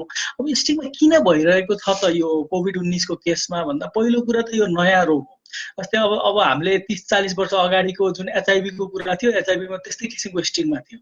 अब 50-60 वर्ष अगाडि लेप्रोसीमा त्यस्तै स्टिग्मा थियो। त्यसै गरी अब इभन टिबीमा पनि यस्तै किसिमको स्टिग्मा थियो। अब नयाँ रोग जब आउँछ तब चाहिँ यस्तो किसिमको स्टिग्मा हुनु स्वाभाविकै हो। त्यसै गरी हाम्रो बानी मानव जातिको बानी के हुन्छ भन्दा नयाँ कुरा अथवा चाहिँ नजानेको कुरा नसुनेको कुरा आयो भने हामी धेरै नै डराउँछौँ। अनि तेस्रो कुरा चाहिँ अब आफूलाई डर लागिरहेको छ भने त्यसलाई चाहिँ अरूलाई पनि डराउन दिन चाहिँ सजिलो हुन्छ। अथवा चाहिँ जब समाज सबै डराइरहेको हुन्छ अझै डर फैलाउँदाखेरि त्यसले चाहिँ अझै लान्छनाको रूप चाहिँ बढी लान्छनाको रूपमा प्रस्तुत हुन सक्छ। र यसले गर्दा के हुन्छ त भन्दा अलिकति कन्फ्युजन हुने, अलिकति छटपटी एन्जाइटी हुने र त्यसपछि डर लाग्ने जेनरल पब्लिकमा चाहिँ सोसियल रूपमा सामाजिक रूपमा यस्ता किसिमका समस्याहरू आउन सक्छन्। त्यसपछि अब यसले के हुन्छ त अब लान्छना भयो भने चाहिँ पहिलो कुरा त अब यदि लान्छना हुन्छ समाजले मलाई के भन्छ भनेर डर लाग्न थाल्यो भनेपछि हामी सकेसम्म त्यो रोगलाई हामी लुकाउँछौँ। त्यसै गरी रोग लुकाउन थालिसकेपछि के हुन्छ हामी चाहिँ स्वास्थ्य सेवा लिन प्रति अलिकति सङ्कोच गर्छौँ अथवा चाहिँ हामी स्वास्थ्य सेवा लिन चाहिँ सकेसम्म नपरोस् अथवा चाहिँ मैले जाँचै गर्न नपरोस् अथवा चाहिँ जाँच गरिसकेपछि पनि पोजिटिभ आयो भने चाहिँ मैले कसैलाई नभनौँ अथवा चाहिँ म लुकाएर राखौँ भन्ने यस्ता किसिमका सोचहरू आउन सक्छन्। र त्यसले गर्दाखेरि के हुन्छ भन्दा अल्टिमेटली लास्टमा गएर चाहिँ जुन हेल्दी बिहेभियर हेल्दी हेबिट्स अथवा जुन व्यवहार अप्नाउनु पर्ने हो सङ्क्रमण हुँदाखेरि त्यो व्यवहारहरू हामी अप्नाउँदैनौँ किन भन्दा समाजसँग डराएर। अनि अल्टिमेटली अब यसले चाहिँ राम्रो भन्दा नराम्रोतिर नै बढी लान्छ। र अब यो स्टिग्मा कम गर्न लान्छना कम गर्नलाई चाहिँ हामीले के गर्न सक्छौँ भनेर चाहिँ हाम्रो WHO को डकुमेन्टले पनि के गर्ने के नगर्ने भन्ने कुराहरू दिएको छ। यसमा के भनिन्छ भन्दा अब कोरोना भन्ने नाम चाहिँ कहाँबाट आयो त कोभिड-19 भनेर भन्ने कुरा चाहिँ बुझ्नु जरुरी छ। अब यो नयाँ भाइरस नयाँ रोग भएको हुनाले जस्तै COVID हामी जुन भन्छौँ CO भने कोरोनाबाट आएको कुरा भयो, VI भनेको चाहिँ भाइरसबाट र D भनेको डिजिज कोरोना भाइरस डिजिज र यो 2019 मा आएको हुनाले चाहिँ यसलाई चाहिँ कोभिड-19 भनेर भनिएको हो। यसबारे चाहिँ कुरा गर्नु जरुरी छ। तर अब कुरा गरिराख्दा चाहिँ हामीले सुरुमा के देखियो भन्दा चाहिँ अब यो त चाइनाबाट आएको यो त चाइनिज भाइरस हो यो त नेपाललाई लाग्दैन अथवा चाहिँ इन्डियनलाई लाग्दैन यो त चाइनिजलाई मात्रै लाग्ने अथवा बाहिरको मान्छेलाई मात्रै लाग्ने भन्ने कुराहरू पनि सुन्यो। अब यस्तो गर्दा चाहिँ के भयो लान्छना अझै बढेर गयो। अनि अर्को कुरा चाहिँ हामीले त्यो कोभिड-19 लागेका संक्रमित व्यक्तिहरूलाई चाहिँ कसरी रिफर गर्ने त के भन्ने त भन्दा चाहिँ कोभिडको केस भनेर भन्नु भएन अथवा चाहिँ कोभिड पीडित भनेर उनीहरूलाई चाहिँ त्यस्तो लान्छना लाग्ने शब्दहरूको प्रयोग गर्नु भएन। त्यसै गरी कोभिडका परिवार भनेर कोभिड-19 लागेका संक्रमण भएका व्यक्तिहरूलाई चाहिँ कोभिडका परिवार अथवा कोभिडका रोगी भनेर त्यसरी चाहिँ लान्छना लाउने किसिमले यस्ता शब्दहरूको प्रयोग नगरौँ। अब के भन्न सकिन्छ त भन्दा चाहिँ कोरोनाबाट संक्रमित व्यक्ति अथवा चाहिँ संक्रमित व्यक्ति भएको परिवार त्यसरी चाहिँ हामीले चाहिँ उनीहरूलाई त्यसरी चाहिँ भन्न सक्छौँ। त्यसै गरी अब के गर्दा लान्छना लाग्छ भन्दा चाहिँ अब यो कोरोना लाग्नु भनेको चाहिँ एकदमै आपराधिक घटना हो अथवा चाहिँ यो अपराधसँग रिलेटेड छ अथवा चाहिँ यो डिह्युमनाइजिङ टर्मिनोलोजी जस्तै केस पीडित भन्ने यस्ता किसिमका वर्डहरूले चाहिँ लान्छना अझै बढाउन सक्छन्। तर हामीले गर्नुपर्ने चाहिँ एकदम रिस्क चाहिँ कस्तो रिस्कको बारेमा अथवा चाहिँ भन्दा कसलाई सर्छ कसलाई सर्दैन कसलाई चाहिँ सिम्टम देखिन्छ भन्ने यस्ता कुराहरू चाहिँ साइन्टिफिक डेटा र लेटेस्ट अफिसियल वेबसाइट त्यो सरकारी वेबसाइट होला अथवा CDC को वेबसाइट होला WHO को वेबसाइट होला अथवा चाहिँ आधिकारिक संस्थाहरूको वेबसाइट होला यो वेबसाइटहरूमा अथवा यो उनीहरूले भनेका अफिसियल एडभाइसलाई मात्रै हामीले मान्नुपर्ने हुन्छ। र त्यसै गरी अब हामीले चाहिँ हाम्रो बानी के हुन्छ भन्दा कुनै एउटा कुरा थाहा पाएपछि त्यो कुराको साइन्टिफिक भ्यालिडिटी कति छ अथवा त्यो साइन्टिफिक हो कि होइन त्यो नबुझिकन हामीले अर्कोलाई फेरि सेयर गरिरहेको हुन्छौँ। त्यस्तो चाहिँ अहिलेको सामाजिक सञ्जालमा हेर्ने पनि धेरै कुराहरू चाहिँ अनकन्फर्म कुराहरू चाहिँ धेरै देखिन्छन्। यस्तो गर्नाले के हुन्छ झन् लान्छना बढेर जान्छ र यसको लागि हामीले चाहिँ अलिकति पोजिटिभ वेमा र हाम्रो प्रिभेन्सनका कुराहरू जुन चाहिँ रोकथामका कुराहरूमा चाहिँ अलिकति कन्स्ट्रक्टिभ वेमा हामीले कुरा गऱ्यौँ भने चाहिँ लान्छना कम हुन्छ। त्यसै गरी नेगेटिभ मेसेज डराउन दिने मेसेजहरू भन्दा चाहिँ पोजिटिभ मेसेजहरूमा हामी अलिक बढी ध्यान दियौँ भने चाहिँ यो लान्छना कम हुन सक्छ। र अब हाम्रो लेभलबाट हामीले आफ्नो पार्ट के गर्न सक्छौँ त भन्दा पहिलो कुरो बुझ्नुपर्ने कुरा के छ भने facts not fear will stop the spread of कोभिड-19 भनेको चाहिँ जुन तथ्यहरू छन् तथ्यले चाहिँ रोक्न सक्छ। तर डरले मात्रै रोक्ने त होइन कोरोना भाइरस। तथ्यले रोक्नु भन्नुको मतलब के छ त भन्दा कसरी सङ्क्रमण हुन्छ, कसरी सङ्क्रमण रोक्ने, सङ्क्रमण भए के गर्ने, कतिखेर हेल्प लिने, कतिखेर स्वास्थ्य संस्था जाने, कतिखेर आइसोलेसन बस्ने, यो कुराहरू भने तथ्यमा आधारित कुराहरू हुन्। यस कुरालाई चाहिँ हामीले बढी ध्यान दिनुपर्छ र हाम्रो मेन मोटो भनेकै यस्ता किसिमका तथ्यलाई चाहिँ स्प्रेड गर्ने अथवा चाहिँ जनमानससम्म पुर्याउने चाहिँ हामीले कोसिस गर्नुपर्छ। अब अर्को चाहिँ इन्गेजिङ सोसल इन्फ्लुएन्सर्स भन्नाले हामी स्वास्थ्य कर्मीहरूले चाहिँ के हुन्छ भन्दा चाहिँ हामी स्वास्थ्य कर्मी पनि एक हिसाबले चाहिँ सोसल इन्फ्लुएन्सरहरू हौँ। त्यस्तै गरी अब कुनै हाम्रो स्वास्थ्य संस्थामा भएको जुन गाउँपालिका अथवा नगरपालिकाका नेता होलान् अथवा चाहिँ आमा समूहहरू होलान् अथवा धेरै कोअपरेटिभ्सहरू छन्, त्यसमा चाहिँ हामीले यदि तिनीहरूलाई पनि यस कुरामा इन्गेज गरायौँ भने चाहिँ यो पोजिटिभ मेसेज चाहिँ जान सजिलो हुन्छ। र त्यसै गरी जस्तै जसले चाहिँ कोरोनाको फर्स्ट लाइनका रूपमा काम गरिरहेका छन् अथवा कोरोनाबाट निको भएर बाहिर निस्केका छन्, त्यस्ता व्यक्तिहरूको आवाजलाई चाहिँ हामीले अलिकति अझै बढावा दिनुपर्छ। त्यसै गरी यदि हामी पत्रकारहरू छौँ भने इथिकल जर्नलिजम भनिन्छ, जुन चाहिँ जे मलाई त्यही नलेख्ने कि त्यसलाई फ्याक्ट बेस्ड कुराहरू मात्रै लेख्ने, सकेसम्म पोजिटिभ मेसेजहरू पुर्याउने कुराहरू गर्न सकिन्छ। त्यसै गरी स्टिग्मा रिडक्सनको लागि चाहिँ अरू जुन चाहिँ अर्गनाइजेसनहरू छन् उहाँहरूलाई इन्भल्भ गर्न सकिन्छ। र हाम्रो सपोर्ट यदि फ्रन्टलाइन वर्कर्स छौँ र यदि जनमानसले चाहिँ हामीलाई सहयोग गर्छ भने चाहिँ त्यो सहयोग गरिरहेको छ है भन्ने कुरा चाहिँ फ्रन्टलाइन वर्कर्स अथवा स्वास्थ्य कर्मीसम्म पुर्याउनु पनि सक्नु पर्यो। र कसैले नचाहिने कुरा गर्छ अथवा चाहिँ नभएको कुराहरू गर्छ कोरोना 19 सम्बन्धी भने चाहिँ त्यसलाई चाहिँ अलिकति हामीले करेक्ट गर्नु र चाहिँ यसको रोकथाममै हामीले सबभन्दा इम्पोर्टेन्ट कुरा भनेको हामीले यसलाई रोकथाममै बढी समय व्यतीत गर्ने र रोकथामबाट नै यसको चाहिँ सबभन्दा ठुलो कुरा भनेकै रोकथाम हो भन्ने कुरा चाहिँ हामीले सबैलाई बुझाउन सक्नुपर्छ। अब लालसेनापछि हामी अलिकति म्याटर्नल मेन्टल हेल्थको बारेमा कुरा गरौँ। अब यो गर्भ अवस्थासँग सम्बन्धित अथवा बच्चा जन्मिसकेपछि पनि मेन्टल हेल्थको बारेमा चाहिँ हामीले लास्ट टाइम पनि कुरा त गरेका थियौँ। त अझ डिटेलमा कुरा गर्नु पर्दा चाहिँ के देखिन्छ, अघि मिटा म्याडमले पनि भन्नुभयो, world wide around 10% of the pregnant women र 13% of the women who have just experience just given birth. भन्नुको मतलब चाहिँ प्रेग्नेन्सीमा 10% महिला जति प्रेग्नेन्ट हुन्छन्, त्यसपछि बच्चा जन्माइसकेका 13% महिलालाई कुनै न कुनै रूपमा मानसिक समस्या हुन्छ। त्यसमा पनि सबभन्दा प्राइमरी अथवा सबभन्दा फर्स्ट नम्बरमा आउने भनेको चाहिँ डिप्रेसन हो। त्यसै गरी अब यही डेटालाई हामीले यदि हाम्रो जस्तो विकास उन्मुख देशहरूको बारेमा कुरा गऱ्यौँ भने चाहिँ त्यो 15.6 र 19% रहेछ। भनेपछि के बुझ्नु पर्यो भन्दा चाहिँ 10 जनाले यदि बच्चा जन्माएको छ भने त्यसमध्ये 2 जनालाई कुनै न कुनै रूपमा मानसिक रोग हुन्छ।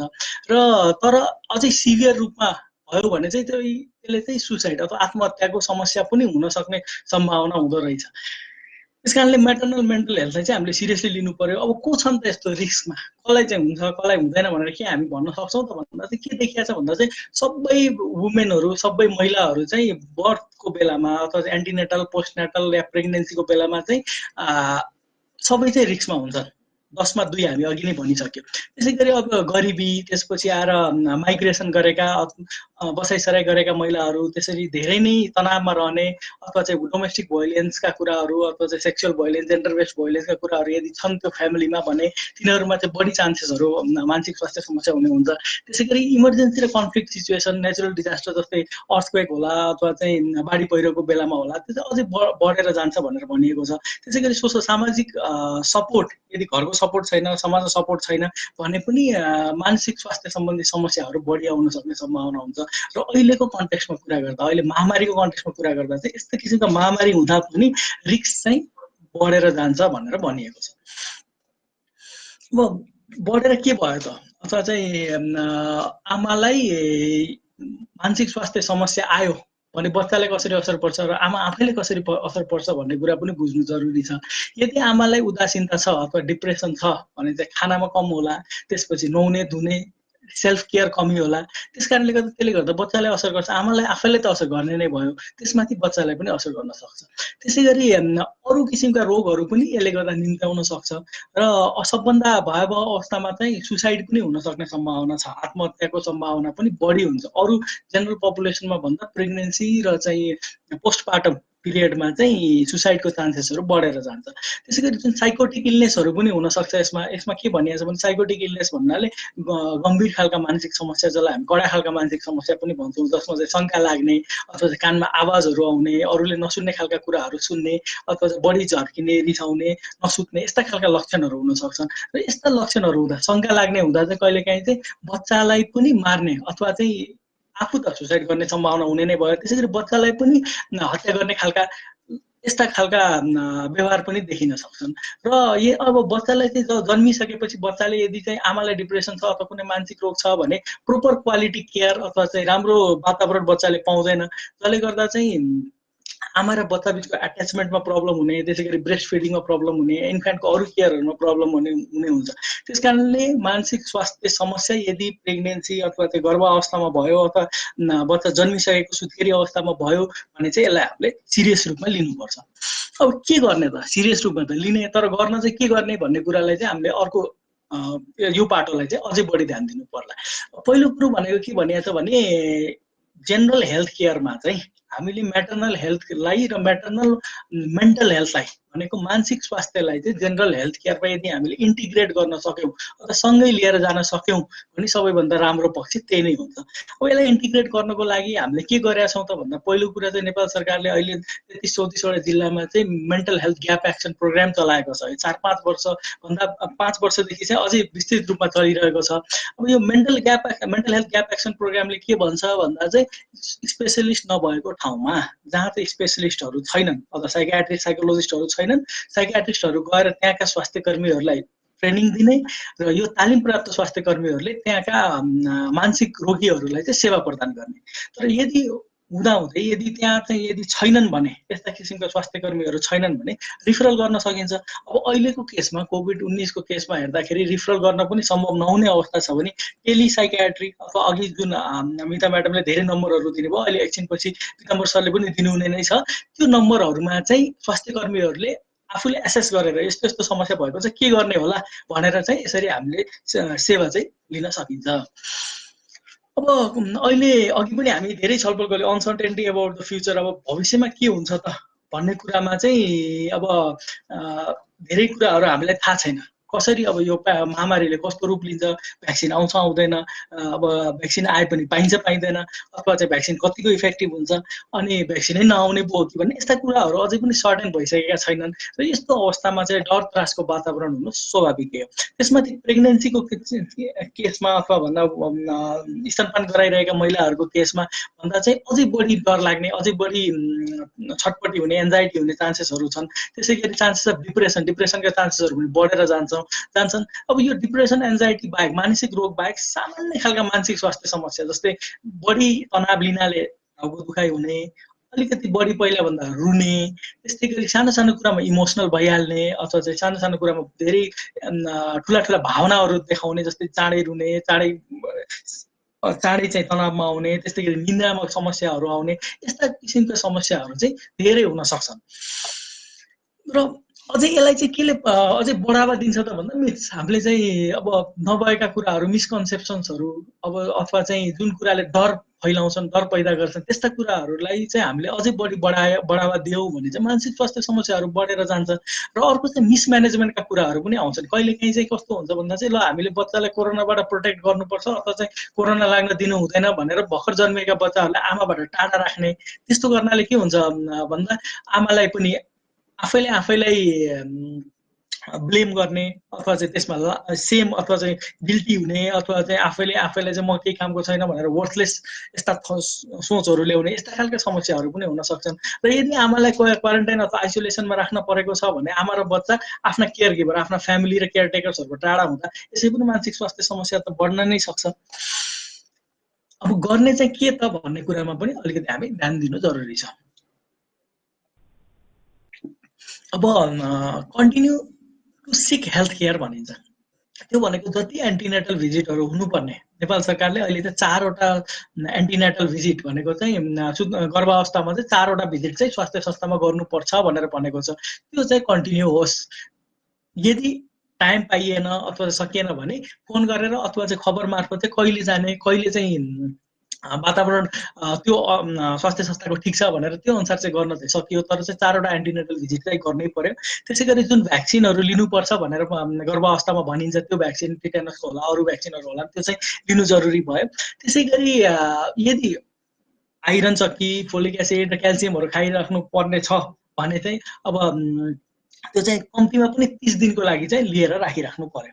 र अर्को कुरा इम्पोर्टेन्ट कुरा के छ भन्दा चाहिँ बिङ प्रिपेयर्ड भनेको तयारी अवस्थामा रहनु पर्यो। के को लागि तयारी गर्ने त भन्दा यदि केही समस्या आयो, केही लक्षणहरू आए अथवा चाहिँ केही ब्लिडिङ भयो होला अथवा चाहिँ कुनै पनि गर्भावस्थासँग आउन सक्ने कम्प्लिकेसनहरू आयो भने चाहिँ कहाँबाट सहयोग लिने, कसलाई बोलाउने, एम्बुलेन्स कसरी बोलाउने अथवा चाहिँ कसलाई चाहिँ लिएर जाऊ भन्ने, अब यो प्र्याक्टिकल कुराहरू चाहिँ कसरी गर्ने भन्ने कुरा चाहिँ पहिला नै तयारी अवस्थामा रह्यो भने चाहिँ अलिकति तनाव कम भएर जान्छ। त्यसै गरी अर्को रोल आउँछ परिवार र घर परिवार, आफ्नो हस्बेन्ड श्रीमान सबैबाट चाहिँ एस्युरेन्स, यदि चाहिँ ठिकै छ हामी सबै छौँ भन्ने कुराको अनुभूति यदि दिन सकियो भने पनि प्रेग्नेन्ट गर्भावस्थाका महिलाहरूलाई चाहिँ मानसिक स्वास्थ्य समस्यामा कमी आउन सक्छ। त्यसै गरी अब हाम्रो as a health care worker भनौँ अथवा चाहिँ स्वास्थ्य कर्मीहरूको चाहिँ रेस्पोन्सिबिलिटी के त, हाम्रो कर्तव्य के त उनीहरूलाई भन्दा चाहिँ सही एजुकेसन गर्ने अथवा भनौँ जुन कुरा चाहिँ सही हो त्यो कुरालाई चाहिँ अझै बढावा दिने र चाहिँ साइन्टिफिक कुराहरू मात्रै गर्ने, डराउन दिने अथवा चाहिँ यस्तो हुन्छ भनेर अत्याउने त्यस्तो खालको कार्यहरू चाहिँ गर्नु भएन। र अर्को हामीले बुझ्नुपर्ने कुरा के छ भन्दा चाहिँ डेटा साइन्टिफिकली के देखिया छ भने इन्फेक्सन हुने प्रेग्नेन्ट वुमेन अथवा चाहिँ गर्भावस्थाका महिला अथवा दुध खुवाइरहेका महिलाहरूमा हुने कोरोना हुने चान्सेस र जेनरल पपुलेसनमा हुने चान्सेस चाहिँ उति नै छ। त्यस कारणले बढी रिस्क चाहिँ यसमा हुँदैन भनेर चाहिँ बुझ्नु पर्यो। अर्को कुरा चाहिँ अब आमालाई यदि कोरोना लागेको छ भने बच्चालाई लाग्छ कि लाग्दैन भन्ने त्यस्ता प्रश्नहरू पनि आउला। के भनिएको छ भन्दा भर्टिकल ट्रान्समिसन आमाबाट बच्चामा भन्नाले बच्चा जन्मिँदाखेरि भर्टिकल ट्रान्समिसन चाहिँ कति हुन्छ भन्ने कुरा चाहिँ अझै पनि थाहा छैन।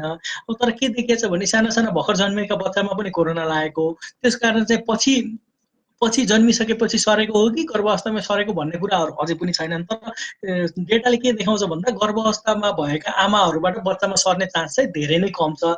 त्यसै गरी स्तनपानबाट पनि सर्ने चान्सेसहरू धेरै कम छ। र WHO र युनिसेफले के भनेको छ भन्दा चाहिँ कोरोना पोजिटिभ भएका महिलाहरूले यदि बच्चा पैदा गरे अथवा चाहिँ बच्चा जन्मियो भने चाहिँ त्यो बच्चालाई आमाको क्लोज कन्ट्याक्टमा राख्नुपर्छ। जसरी हामीले स्तनपान गराउँछौँ 6 महिनासम्म एक्सक्लुजिभ ब्रेस्ट फिडिङ जसलाई भनिन्छ त्यो चाहिँ कन्टिन्यू हुनु पर्यो। त्यसै गरी स्किन टु स्किन कन्ट्याक्ट आमा र बच्चाको कन्ट्याक्ट चाहिँ भइराख्नु पर्यो। र जुन हामीले रुमिङ इन पनि भन्छौँ त्यो भनेको चाहिँ बच्चालाई र आमालाई एउटै कोठामा एउटै रुममा चाहिँ राख्नु जरुरी छ। त्यो बच्चा र आमा दुवैको मानसिक स्वास्थ्य, आमाको मानसिक स्वास्थ्य तथा बच्चाको स्वास्थ्यका निम्ति। तर अब यदि आमा पोजिटिभ छ भने चाहिँ बच्चालाई के गर्ने त भन्दा चाहिँ इम्पोर्टेन्ट कुरा के छ भन्दा जुन हामीले संक्रमण रोक्नका लागि प्रिभेन्टिभ मेजर्सहरूका कुरा गर्छौँ नि, हात धुने, त्यसै गरी कम्तीमा 20 सेकेन्ड मिची हात धुने र बच्चालाई लिनु अथवा चाहिँ दुध खुवाउनु पूर्व चाहिँ हात धोएर मात्रै बच्चालाई लिने। अब यदि हात धुन सकिँदैन भने चाहिँ ह्यान्ड सेनिटाइजर एटलिस्ट 60% एल्कोहल भएको ह्यान्ड सेनिटाइजरहरू युज गर्ने। अनि बच्चालाई दुध खुवाउँदा अथवा बच्चा नजिक जाँदाखेरि सक्दो मास्कको प्रयोग गर्ने। र यदि बच्चालाई एउटै कोठामा राखिएको छ भने 6 फिटभन्दा माथिको दूरीमा राख्ने बच्चालाई। र बच्चालाई चाहिँ अब बच्चालाई मास्क लगाइदिने, बच्चालाई सिल्डहरू लगाइदिने त्यस्तो काम चाहिँ बच्चालाई चाहिँ गर्नु भएन, आमाले चाहिँ लाउनु पर्यो। त्यो चाहिँ जरुरी भयो। यदि इन्फेक्सन प्रुभन छ अथवा चाहिँ कोरोना संक्रमित आमा छ भने चाहिँ लगाउनु जरुरी भयो। तर चाहिँ बच्चालाई लगाइदिनु हुँदैन भन्ने कुरा चाहिँ WHO र युनिसेफले भनेको छ। त्यसपछि आएर अब यो चाहिँ WHO को डकुमेन्ट हो। यसमा के भन्न खोजिएको छ भने चाहिँ जुन गर्भावस्थामा महिलाले चाहिँ सेफ इन्भाइरोमेन्ट र पोजिटिभ इन्भाइरोमेन्ट पाउनुपर्छ भन्नु चाहिँ उनीहरूको हक नै हो। सबैले चाहिँ त्यो कुरालाई चाहिँ रेस्पेक्टका साथ हेर्नु पर्यो। र गर्भावस्थामा अथवा सुत्केरी हुनु पूर्व चाहिँ को मान्छेसँग जान चाहन्छ आमा अथवा को मान्छेसँग बस्न चाहन्छ भन्ने त्यो उसको चोइसको कुरा भयो। र क्लियर कम्युनिकेसन, म्याटर्निटी स्टाफ हाम्रो चाहिँ यदि बर्थिङ सेन्टर हो भने चाहिँ हामीले हाम्रा सेवा प्रदायकहरूलाई चाहिँ के भन्नु पर्यो भन्दा चाहिँ राम्रोसँग क्लियर कम्युनिकेसन हुनुपर्छ र त्यसै गरी दुखाइका पेन रिलिफ स्ट्राटेजीहरू जसरी पहिला गरिन्थ्यो अहिले कोरोनाको टाइममा पनि त्यही गर्नु पर्यो र यदि लेबर रुम छ भने लेबर रुमलाई चाहिँ सानो नबनाएर बर्थ पोजिसन र हिँड्न मिल्ने आधारमा चाहिँ मोबिलिटी हुनु पर्यो। यदि कोरोनाको लागि हामीले छुट्टी बनाइएको छ भने पनि जुन मापदण्डहरू अरू कोरोना नभएका बिरामीका लागि अथवा जेनरल पपुलेसनको लागि थियो त्यो त्यही मापदण्ड चाहिँ यता कोरोनाको लागि पनि प्रयोग हुनु पर्यो। त्यसै गरी अर्को कुरा अघि पनि मैले त्यो जुन स्तनपानका कुराहरू गरेँ यसमा पनि यही कुरा नै लेखिएको छ। के भनिन्छ भन्दा कोरोना संक्रमित आमा हुनु छन् भने पनि ब्रेस्ट फिडिङ गर्नु पर्यो। ब्रेस्ट फिडिङ गर्नु, स्किन टु स्किन कन्ट्याक्ट गर्नु र रुम एउटै राख्नु आमालाई र बच्चालाई जरुरी छ।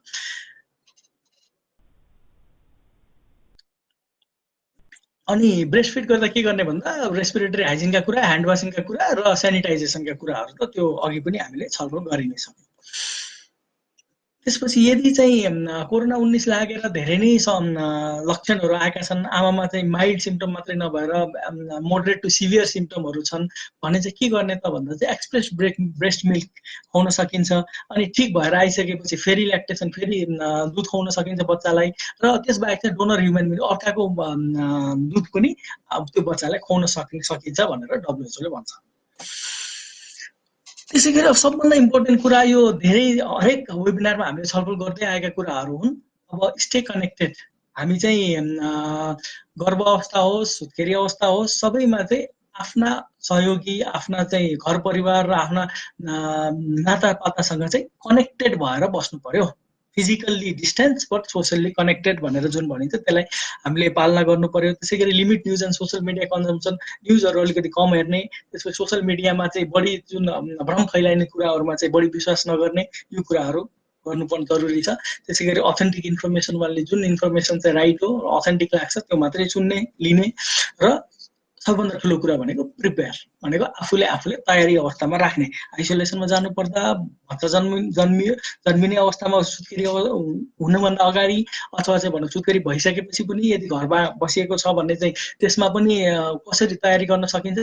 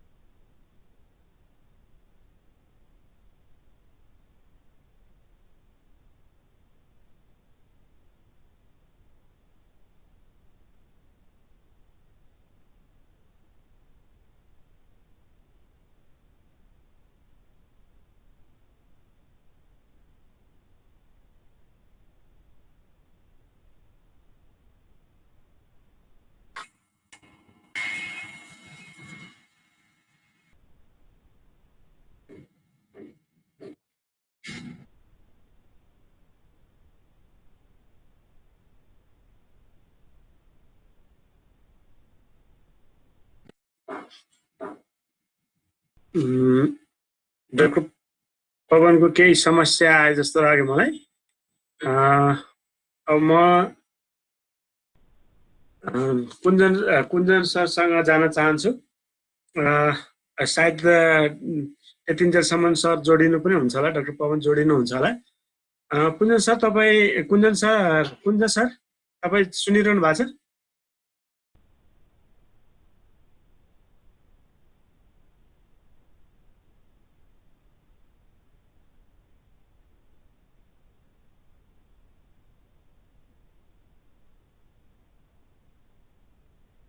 कुञ्जन सर तपाईँ सुनिरहनु भएको छ? पवन सर जोडिनु भयो, प्लिज तपाईँ फेरि कन्टिन्यू है। हस् हस्। सर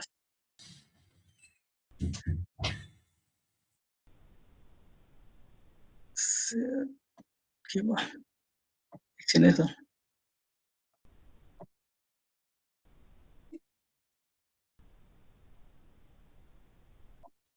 शेयर भइरहेको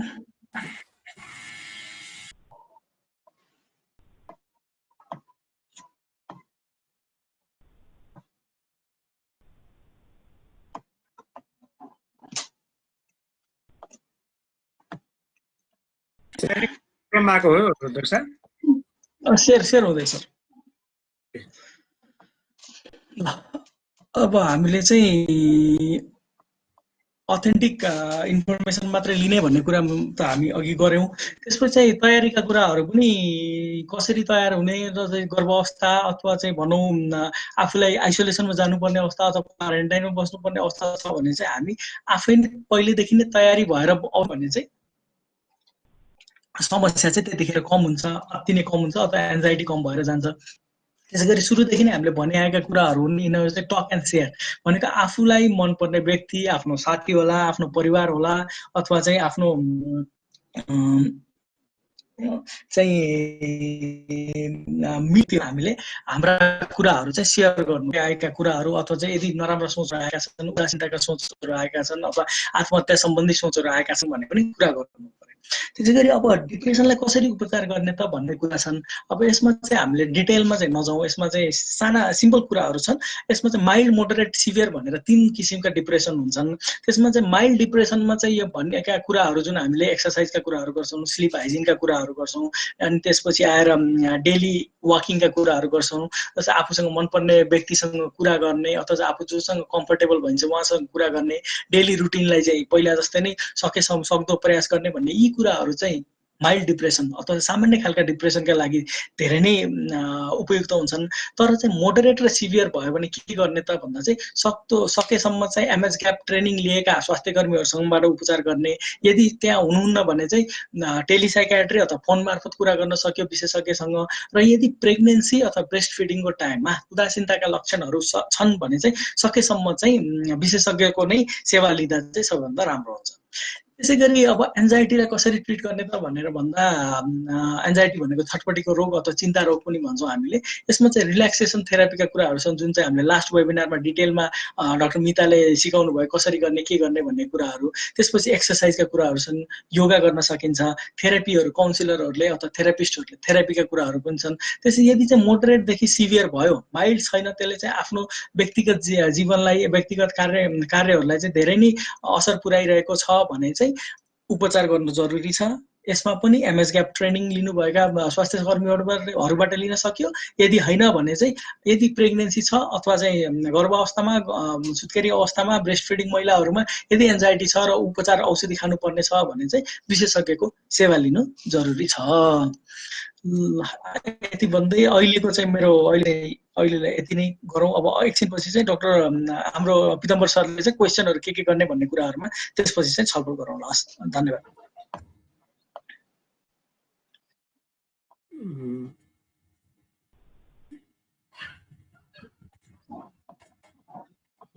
हुन्छ सर, म अब कुञ्ज सरसँग जान चाहन्छु। कुञ्ज जोशी सर, सरको अलिकति म्युट भइरहेको छ।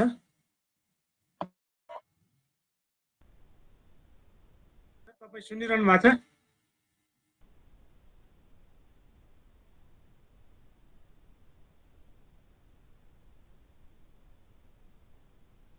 म कुञ्ज सरलाई फेरि पछि जोड्न चाहन्छु। अब यहाँ आएका केही प्रश्नहरूको बारेमा कुराकानी गर्न चाहन्छु। यहाँनिर एउटा प्रश्न छ, म सुरुमै मिता म्यामसँग जान चाहन्छु। फर्स्टमा अलिकति यो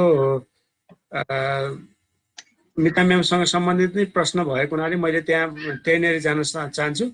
खास गरी यो डोमेस्टिक भाइलेन्स भएका केसहरूलाई अथवा यो प्रब्लममा भएका मान्छेहरू भाइलेन्सको कारणले जुन साइकोसोसल प्रब्लमहरू हुन्छ उनीहरूलाई कस्तो खालको थेरापिकल इन्टरभेन्सनहरू चाहिँ गर्न सकिन्छ होला भन्ने एउटा प्रश्न छ। अघि यो आइबी भिडियो टकमा चाहिँ च्याट बक्समा आएको छ। डोमेस्टिक भाइलेन्स जीबीबी जस्ता केसहरूलाई चाहिँ हामीले यो समय कोभिड-19 मा चाहिँ कस्तो खालको सपोर्ट अथवा थेरापी गर्न सकिन्छ होला भन्ने प्रश्न चाहिँ छ। त्यसलाई रेस्पोन्स गरिदिनुको लागि अनुरोध गर्छु। धन्यवाद पिताम्बर सर। अहिलेको सिचुएसनमा अब धेरै जस्तो हामीले सबै भर्चुअलबाटै हामीले प्रोभाइड गरिरहेको छौँ हैन। तर कुरा रह्यो उनीहरू कसरी लिङ्क हुन सक्छन् भन्ने कुरा हैन। मैले मेरो प्रेजेन्टेसनमा अन्ततिर देखाएको थिएँ, प्रस्तुत गरेको थिएँ हैन। हेल्पलाइनहरू छन्, टिचिङ हस्पिटलको पनि हेल्पलाइन छ, टिपिओको पनि छ, सिएमसीको छ हैन, वुमेन कमिसनको छ हैन। यो हेल्पलाइनको माध्यमबाट हामीले कन्ट्याक्ट गर्न सक्छौँ र त्यसबाट चाहिँ नि मनोसामाजिक हामीले परामर्शहरू होइन र कतिपय अवस्थामा अब त्यो कुन अवस्थामा छ त्यो अनुसार हामीले सेवाहरू हामीले लिङ्क गर्न सक्छौँ होइन हामीले सरसल्लाह दिन सक्छौँ त्यो गर्न सकिन्छ। अब रह्यो महिलाहरूले कन्ट्याक्ट गर्न सक्नु पर्यो कि मेनली हामीले चाहिँ नि अब उहाँहरूलाई चाहिँ नि त्यो कुरामा चाहिँ नि हामीले एउटा एन्करेज गरेर होइन र कतिपय अवस्थामा उहाँले नजानेको पनि हुन सक्दछ, उहाँहरूसम्म यो के अरे इन्फर्मेसन नगएको पनि हुन सक्दछ होइन। त्यही भएर यो वेबिनारको माध्यम पनि एउटा भयो होइन र इम्पोर्टेन्टली अघि पनि मैले भने अहिलेको अवस्थामा कतिपय महिलाहरू चाहिँ नि त्यो गर्न आँट पनि गरेका छैनन्। धेरै जस्तो घरेलु हिंसामा भएको महिलाहरूमा चाहिँ नि आफू पीडितै भइरहेको अवस्थामा आफूले कुरा गर्न सक्ने होइन त्यो एक किसिमको उनीहरूमा त्यो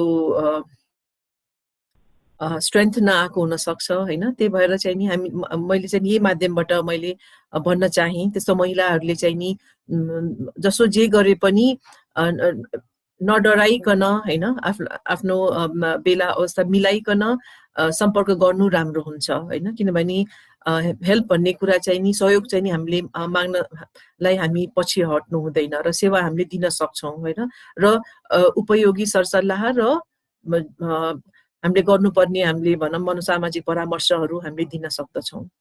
अब अहिलेको उसमा चाहिँ नि हामीले भर्चुअल अनलाइनबाट पनि हामीले गर्न सक्छौँ होइन र सकिन्छ हस्पिटल पनि आउन सकिन्छ। यो सेवाहरू हामीले हस्पिटलको म अब टिचिङ हस्पिटलमा कार्यरत छु होइन, अरू हस्पिटलहरूमा पनि छन्, सेन्टरहरूमा पनि छन् होइन। त्यसबाट हामीले लिङ्कहरू गर्न सकेर हामीले यस्तो किसिमको परामर्श लिन सक्दछौँ। मैले आन्सर गरेँ होला पिताम्बर सर? हेलो हजुर हजुरले एन्सर गर्नुभयो। मैले अलिकति एउटा त्यहीँनिर थप्न चाहेँ। अर्को पनि प्रश्न छ, म त्यो प्रश्नलाई चाहिँ मै रेस्पोन्स गर्न चाहन्छु। सरस्वती गिरिजीको प्रश्न छ।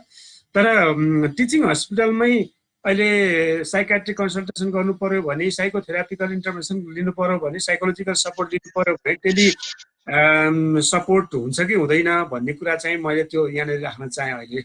किनभने अघि म्यामले एउटा नम्बर त आत्महत्याको लागि सुसाइड प्रिभेन्सनको लागि नम्बर पनि कुरा गर्नुभयो। अहिले अरू सपोर्टहरूको लागि चाहिँ त्यो हो कि त्यो सुसाइडको लागि मात्रै हो कि अथवा अरू सपोर्टको लागि चाहिँ के छ त भन्ने कुरा पनि प्रश्न रहेको छ। मैले त्यहाँनिर नै गर्न चाहेँ।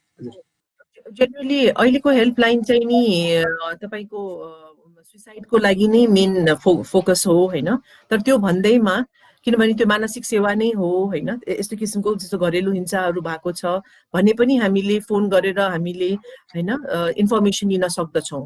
के गर्न सक्ने, कहाँ होइन कस्तो किसिमको सर्भिस लिने भन्ने किसिमको इन्फर्मेसन उपलब्ध हुन सक्छ। त्यसमा एकदमै नहिचकिचाउने होइन, किनभने युजली सुसाइड हटलाइन भए पनि समस्या नै हो होइन, हेल्पकै को लागि हो त्यो हेल्पलाइन। त्यही भएर कुनै पनि किसिमको आफूलाई तनाव छ होइन, मानसिक आफूलाई तनाव छ, गाह्रो छ होइन र आफूलाई सहयोग चाहिएको छ, सहायता चाहिएको छ भने हामी कल गर्न सक्छौँ। किनभने त्यहाँबाट लिङ्केज हुन सक्छ र मानसिक सेवा तपाईँको परामर्शको पनि, साइकोलोजिकल सर्भिसेस र साइकाट्रिक सर्भिसेस औषधिहरू पनि भनौँ न अलि सिभियर किसिमको छ भने पनि दुवै किसिमको सर्भिसेस हाम्रो टिचिङ हस्पिटलमा महाराजगञ्जमा हामी खुला पाउन सक्नुहुन्छ। हुन्छ। मैले एकचोटि फेरि कुञ्ज सरसँग जान चाहेँ। मैले यहाँबाट अनम्युट गरेको छु सरकोमा, त्यहाँ आफैले एउटा अनम्युट गर्नुपर्ने हुन्छ। एकचोटि ट्राई गरौँ त सर, एकचोटि लास्ट भए फेरि त्यसलाई रिजोइन गर्नुपर्छ होला। कुञ्ज सर त्यो म्युट लाई अनम्युट हजुर उहाँ फेरि छुट्नु भएको छ। म फेरि ट्राई गर्छु। हजुर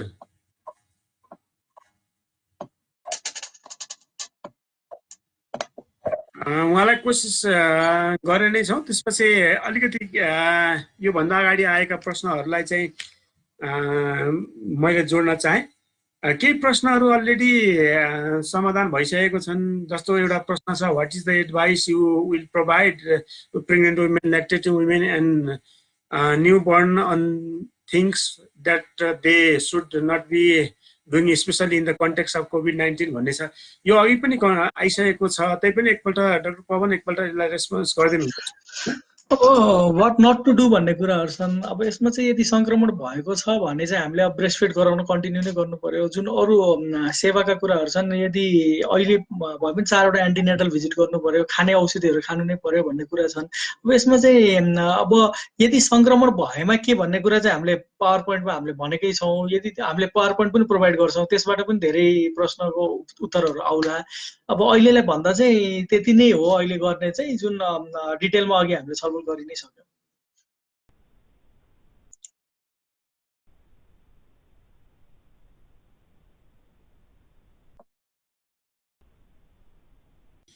म अर्को प्रश्नतिर जान चाहन्छु। अर्को प्रश्न पनि अहिले यो पनि रेस्पोन्स भएको छ, त्यही पनि मैले एकदम छोटकरीमा, please describe the impact of COVID-19 among developing countries women and how to they face it भन्ने छ। यसलाई त्यति रेस्पोन्स त भएको छैन, तर पनि अलिकति थोरै छोटकरीमा डाक्टर पवनलाई नै मैले प्रश्न सोध्न चाहेँ। अब डेभलपिङ कन्ट्रीहरूमा हाम्रो सबभन्दा च्यालेन्ज अघि मुगुबाट पनि यहाँ सरले लेख्नु भएको थियो, rural municipality of Mugu ANC PNG सर्भिसको रेटै यति कम छ, फलोअपको रेट अथवा चाहिँ आउने रेट भन्ने चाहिँ पहिला हाम्रो च्यालेन्ज भनेकै त्यो सुरु नै अब त्यहाँबाट हुन्छ, जेनरल कोभिड नभएको अवस्थामा पनि। अनि त्यसपछि आएर चाहिँ अब अहिले कोभिड हुँदा चाहिँ अब स्वास्थ्य संस्थामा जानै डराउने, अथवा सेवा लिनुपर्ने लिनु नपर्ने, अथवा चाहिँ बर्थिङ सेन्टरहरूमा डेलिभरी हुन्छन् हुँदैनन् भन्ने यो कुराहरू पनि अझै पनि कन्फ्युज अथवा चाहिँ त्यसले गर्दा चाहिँ धेरै खालको अन्यल अवस्था पनि बनाएको छ। त्यस कारणले के बुझ्नु पर्यो भने चाहिँ हाम्रो डेभलपिङ नेसनहरूमा च्यालेन्जेस पहिलाका त छँदैछन्, त्यसमाथि अहिले आएर COVID-19ले अझै बढी च्यालेन्ज ल्यायो भनेर चाहिँ बुझ्नु पर्यो। अब यसलाई के गर्ने भन्ने कुरा त हामीले छलफल गरि नै सक्यौँ।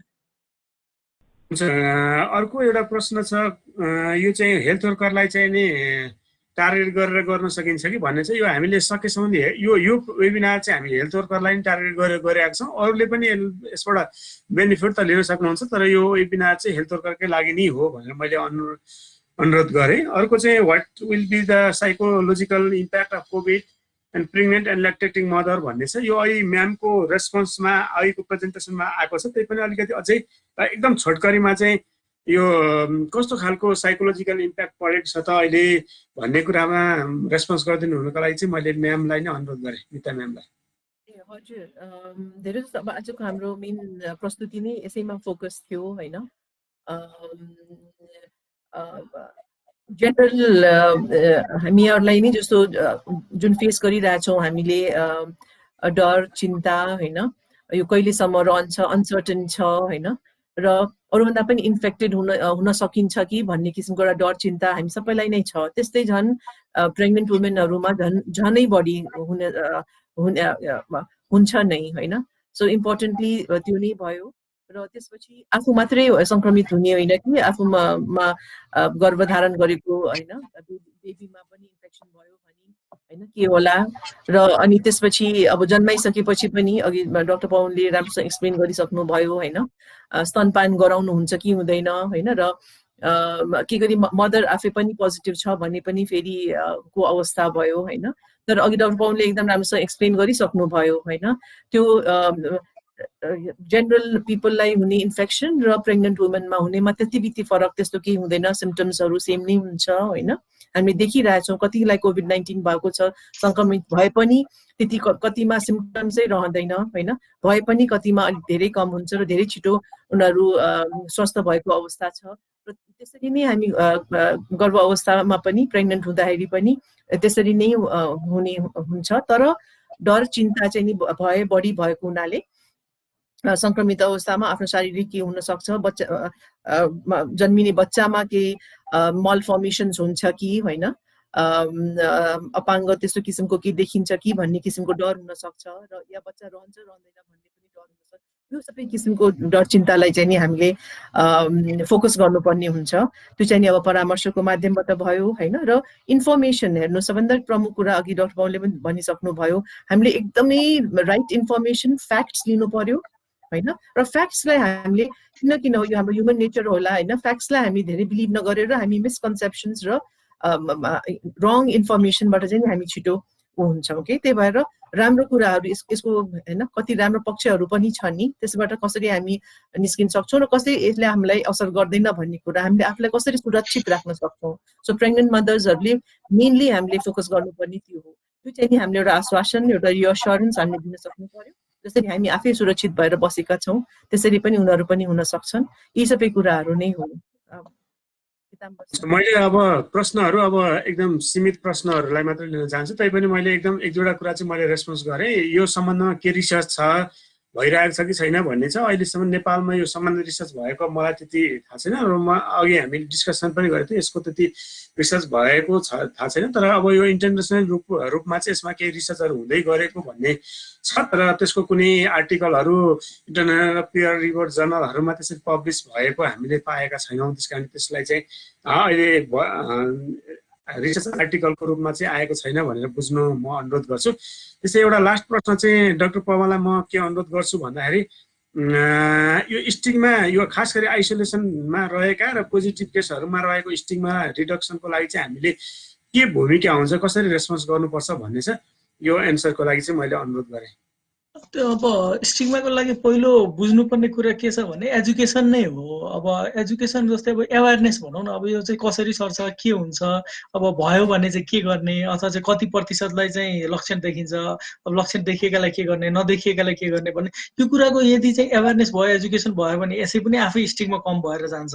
अब जुन हामीले सुरुमा चाहिँ वाट डुज एन्ड डोन्ट्स भनेर के गर्ने के नगर्ने भन्ने चाहिँ हामीले छलफल त गरेकै छौँ अब अहिले के बुझ्नु पर्यो भन्दा चाहिँ जसरी आजको 30-40 वर्ष पहिला लेप्रोसी अथवा चाहिँ कोरी रोग भनेर भनिन्थ्यो त्यसको चाहिँ जति स्टिग्मा थियो अहिले छैन नि अहिले त लेप्रोसी मजाले उपचार हुन्छ भनेर बुझिया छ त्यसै गरी यो एजुकेसन हुँदै जाँदा र आजभन्दा 6 महिना अगाडि र अहिलेको अवस्था हेर्दाखेरि कोरोना भाइरसकै बारेमा पनि हामीले धेरै कुरा बुझेका छौँ र अहिले चाहिँ अब होम आइसोलेसनमा बस्नेहरूलाई सहयोगको भावना बढेको छ अथवा समाजले त्यति तिरस्कृत नगर्ने पनि भएको छ भने यही एजुकेसन एवेरनेस र चाहिँ यही कुराहरू नै भयो भने चाहिँ स्टिग्मा कम हुन्छ यो मिता म्यामलाई नि रेस्पोन्स गर्नको लागि अनुरोध दुईवटा प्रश्न आएको छ how is COVID amplifying PPD in women भन्ने छ यसमा चाहिँ हजुरलाई नै रेस्पोन्स गर्नु भनेको हुनाले मैले अनुरोध गरेँ यस्तो छ त्यो मैले प्रश्न देखेँ होइन र मेरो एक्सपिरियन्समा चाहिँ अहिले चाहिँ नि मैले पोस्टमार्टम डिप्रेसनकै चाहिँ मैले केसहरूलाई डिरेक्टली हेरेको छैन मेरो उसमा चाहिँ आएको छैन तर त्यही भन्न चाहेँ मैले होइन तर अब एम्प्लिफाइङ अब के कसो छ होइन त्यो चाहिँ नि अघि तपाईँले पनि भन्नुभयो रिसर्च चाहिँ नि जेनरली अब प्रेग्नेन्ट अवस्थामा र पोस्टमार्टम अवस्थामा होइन मटर्नल मेन्टल हेल्थको चाहिँ नि र आजको यो वेबिनारले चाहिँ त्यो थट हामीलाई पनि दिएको छ कि it is an important area हामीले रिसर्च गर्न सक्छौँ अनि मलाई जहाँसम्म जानकारी छ एनएचआरसीमा हाम्रो हेल्थ रिसर्च काउन्सिलमा चाहिँ नि निकै प्रपोजलहरू चाहिँ नि कोभिड-19 र साइकोलोजिकल स्ट्रेस र डिसअर्डर्समा चाहिँ नि परेको छ तर स्पेसिफाइङ अन मटर्नल मेन्टल हेल्थमा चाहिँ नि छ कि छैन भन्ने कुराहरू होइन र यो कुरालाई चाहिँ नि हामीले दिन सक्छौँ जेनरली तर मैले चाहिँ नि अहिलेसम्म चाहिँ नि पोस्टमार्टम डिप्रेसनकै केसहरूले चाहिँ ह्यान्डल गरेको छैन धन्यवाद हस् थ्याङ्क यू डाक्टर पवन तपाईँलाई प्रश्न छ यो लास्ट प्रश्न हो यो मदर इन्फेक्टेड छ भने चाहिँ बेबीलाई ट्रान्समिटेड हुने चान्स चाहिँ कतिको हो कति % जस्तो छ भन्ने छ अब यही बारेमा मैले अहिले भर्खर एउटा सिडिसीको वेबसाइट बिहान हेरेको थिएँ सिडिसीको वेबसाइट ले के भन्छ भन्दा चाहिँ जस्तै बच्चामा आमाले सङ्क्रमण भएको बच्चाहरूमा सङ्क्रमण देखिएको पनि छ अब त्यो सङ्क्रमण बच्चामा फिटल अवस्थामा पेटभित्रै सर्यो कि अथवा चाहिँ पछि आएर सर्यो भन्ने कुरा चाहिँ क्लियर छैन तर त्यस कारण के बुझ्नु पर्यो भन्दा चाहिँ हुन सक्ने सम्भावना चाहिँ छ तर अहिलेसम्म हेर्दा भर्टिकल ट्रान्समिसन आमाबाट बच्चामा सरेको भन्ने चाहिँ त्यति क्लियर कट साइन्सले देखाएको छैन तर यदि भन्दा भन्दै चाहिँ यदि आमामा छ भने चाहिँ जुन प्रिकसनहरू हामीले भनेका थियौँ त्यो प्रिकसन त फलो गर्नै पर्यो त्यसरी चाहिँ बुझौँ यसलाई ए हुन्छ लगभग मैले आएका प्रश्नहरूलाई यति नै राखेँ मैले कुञ्ज सरलाई केही अनुरोध गर्न चाहेँ सरको त्यहाँ केही प्रब्लम भइरहेको होला भन्ने मैले बुझिरहेको छु सरले त्यो आफ्नो साइडमा गएर एकचोटि ट्राई गर्न मिल्छ भने प्लिज नभए म अन्तिममा छोटो कुराहरू गर्न चाहन्छु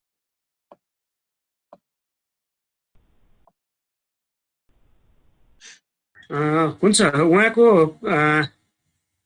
त्यहाँ केही पनि भेटेन। म सर जोडिनु भयो भने म गर्छु। म एकदम छोटकरीमा अब यो अलिकति कन्ट्याक्ट नम्बरहरूको बारेमा जानकारी अनुरोध गर्न चाहन्छु। हामीले कुनै पनि अब यो वेबिनार चाहिँ हाम्रो 6औं वेबिनार र अन्तिम वेबिनार हो अहिलेको लागि चाहिँ। फेरि हामी अरू वेबिनारहरूमा जोडियौँ भने फेरि पनि त्यो इन्फर्मेसन त गर्ने नै छौँ। तथापि मैले अलिकति केही नम्बरहरू यहाँ सेयर गर्न चाहन्छु।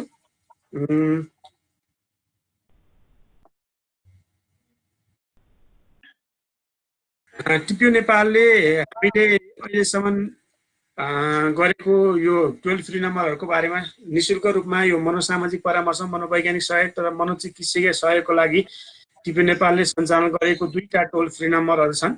यो जो एउटा चाहिँ एनटिसी प्रयोगकर्ताहरूको लागि 1660 010 2005, फेरि एकचोटि नम्बर 1660010205। यो चाहिँ एनटिसी प्रयोगकर्ताको लागि, नेपाल टेलिकमको नेटवर्क प्रयोगकर्ताको लागि हो। त्यस्तै एनसेल प्रयोगकर्ताको लागि 98015 7445 अर्थात् 9801574455 यो एनसेल प्रयोगकर्ताको लागि हो। यी दुवै नम्बरहरूमा त्यही नेटवर्कबाट पैसा फोन गर्दा चाहिँ पैसा लाग्दैन। एनटिसीबाट गर्दाखेरि 1660मा लाग्दैन, एनसेलबाट गर्दा यो 98015मा लाग्दा चाहिँ तपाईँहरू कसैको पनि यसमा पैसा लाग्दैन। यो यसमा फोन गर्दा पनि फ्री हुन्छ। त्यस्तै यो यहाँनिर तपाईँले फोन गर्दा चाहिँ बिहान 9 बजेदेखि 5 बजेसम्म कल गर्न सक्नुहुन्छ। यसमा चाहिँ अघि पनि एउटा प्रश्न थियो, यसले चाहिँ विशेषज्ञ प्रकृतिको पनि सेवा पाइन्छ भने चाहिँ विशेषज्ञ प्रकृतिको सहयोग पनि पाइन्छ, अथवा साइकोथेरापीको कुनै सपोर्टहरू हामीले भर्चुअली गर्न सकिने कुराहरूलाई पनि सहयोग पाइन्छ।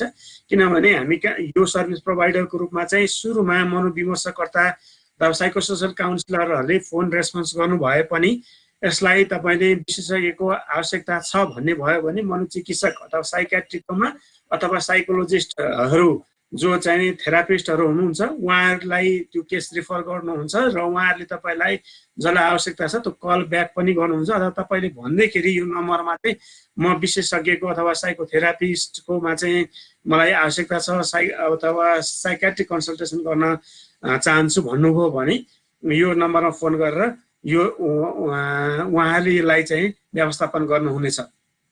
त्यसै गरी तपाईँहरूले टाढा हुनुहुन्छ, कतिपय साथीहरू विदेशमा हुनुहुन्छ, यहाँनिर फोन पनि गर्न सकिँदैन भने अथवा कहिलेकाहीँ चाहिँ फोनबाट गरेको त्यति मलाई विश्वास लाग्दैन, म फेस टु फेस बसेर कुराकानी गर्न चाहन्छु भन्नुहुन्छ भने हेल्पलाइन सर्भिस @tpunepal.org.np मा इमेल गरेर तपाईँले समय बुक गर्न पनि सक्नुहुन्छ। अथवा डाइरेक्ट रूपमा 9847486158 मा म्यासेज गरेर पनि यो तपाईँहरूले चाहिँ नि समय बुक गर्न सक्नुहुन्छ। यो चाहिँ व्हाट्सएप र भाइबरको लागि यो नम्बर छ। त्यसै गरी यो चाहिँ नि मेसेन्जरहरू युजरहरूको लागि मेसेन्जरबाट चाहिँ MHPSS TPO मा तपाईँले म्यासेज गरेर यो नम्बरहरू तपाईँहरूको समय त्यसमा चाहिँ रिक्वेस्ट गर्न सक्नुहुनेछ र त्यही ठाउँबाट मेसेन्जरबाट अथवा व्हाट्सएपबाट अथवा भाइबरबाट यी तीनटै ठाउँबाट चाहिँ तपाईँले चाहिँ यो सर्भिस चाहिँ लिन सक्नुहुनेछ, फेस टु फेस जस्तै गरेर भर्चुअली भनौँ न। त्यो बाहेक पनि हेल्पलाइन सर्भिसमा इमेल गरिसकेपछि तपाईँलाई मन परेको अरू Google talk, messenger, Zoom, AIP video टकबाट पनि हामी कुराकानी गर्न सक्छौँ। तपाईँले आफूलाई पाएक अवस्थाको हिसाबले म चाहिँ यो फ्रेन्डली छु, योबाट चाहिँ म जोडिन चाहन्छु भनेर इमेल गर्नुभयो भने त्यो इमेलमा समय बुक गर्नको लागि चाहिँ हामीले अलिकति ब्याक एन्ड थ्रो जस्तो गर्नुपर्ने हुनसक्छ। किनभने तपाईँको समय र यहाँ दिने सर्भिस पुर्याइरहनु भएका व्यक्तित्वहरूको समय नमिल्न सक्छ। त्यस कारणले चाहिँ त्यो समय मिलाउनलाई ब्याक एन्ड थ्रो हुनु बाहेक सकेसम्म एज पोसिबल हामीले यसलाई रेस्पोन्स गर्नेछौँ। तपाईँहरूले यसमा सहयोग जोडिनु हुनको लागि अनुरोध गर्छु। म अब यसलाई यति भन्दै अब यो 6वटा वेबिनारमा जोडिनु हुने सबैलाई म धेरै धेरै धन्यवाद दिन चाहन्छु। जसले रजिस्ट्रेसन गरेर यो वेबिनारमा जोइन गर्नुभएको छ तपाईहरु सबैजनालाई हामीले यहाँ प्रस्तुत गरेका पीपीटीहरु पावर पोइन्ट प्रेजेन्टेसनका स्लाइडहरु तपाईलाई पठाउने छौं। त्यस्तै तपाईहरुलाई हामीले प्राप्त गरेको इमेल ठेगानामा यी भएका यहाँबाट भएका रेकर्डहरु सबै रेकर्डहरुको लिंकहरु तपाईलाई पठाउने छौं ताकि तपाईले त्यसलाई हेर्न सुन्न र आफूलाई उपयुक्त लागेको समयमा हेर्न र सुन्न सक्नुहुनेछ। हुन्छ कुञ्ज सर जोडिनु भएको छ। मैले एकदम छोटकरीमा उहाँलाई के अनुरोध गर्छु भने हामीले हेल्थमा एजुकेसन गरिरहेका छौं, स्टिग्माको कुरा पनि आइरहेको छ। कसरी हामीले कम्युनिटीमा एजुकेट गर्यौं भने एउटा त स्टिग्मालाई कम गर्न सकिन्छ र यो कोभिड-19 लाई चाहिँ हामीले सही इन्फर्मेसन पुर्याउन सक्छौं भन्ने बारेमा एकदम छोटकरीमा आफ्नो भनाइहरु राख्दिनु हुनुको लागि अनुरोध गर्छु। Kunj sir please.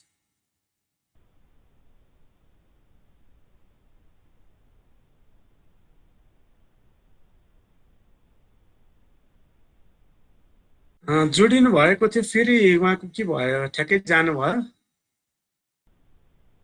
हुन्छ यति भन्दै मैले कुञ्ज सर तपाईकोमा त्यहाँ अनम्युट गर्न मिलेन हो?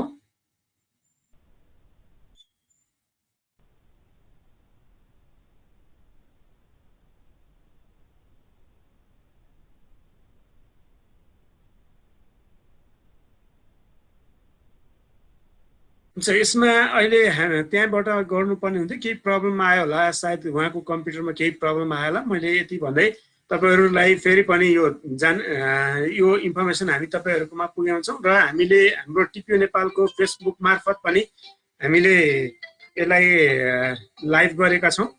त्यसकारणले तपाईले यसलाई जोड्न सक्नुहुनेछ। तपाईले पछि टिपिओको फेसबुकमा पनि आएर तपाईले हेर्न सुन्न सक्नुहुनेछ। हुन्छ म एकपल्ट फेरि कुञ्ज सरलाई एकचोटि फलोअप गर्ने कोसिस गर्नेछु फोनबाटै, नभए यहाँबाट मिल्यो भने म यहाँ फोनबाट नि सरको भनाइहरुलाई राख्न कोसिस गर्नेछु। हुन्छ प्लिज एकछिन है।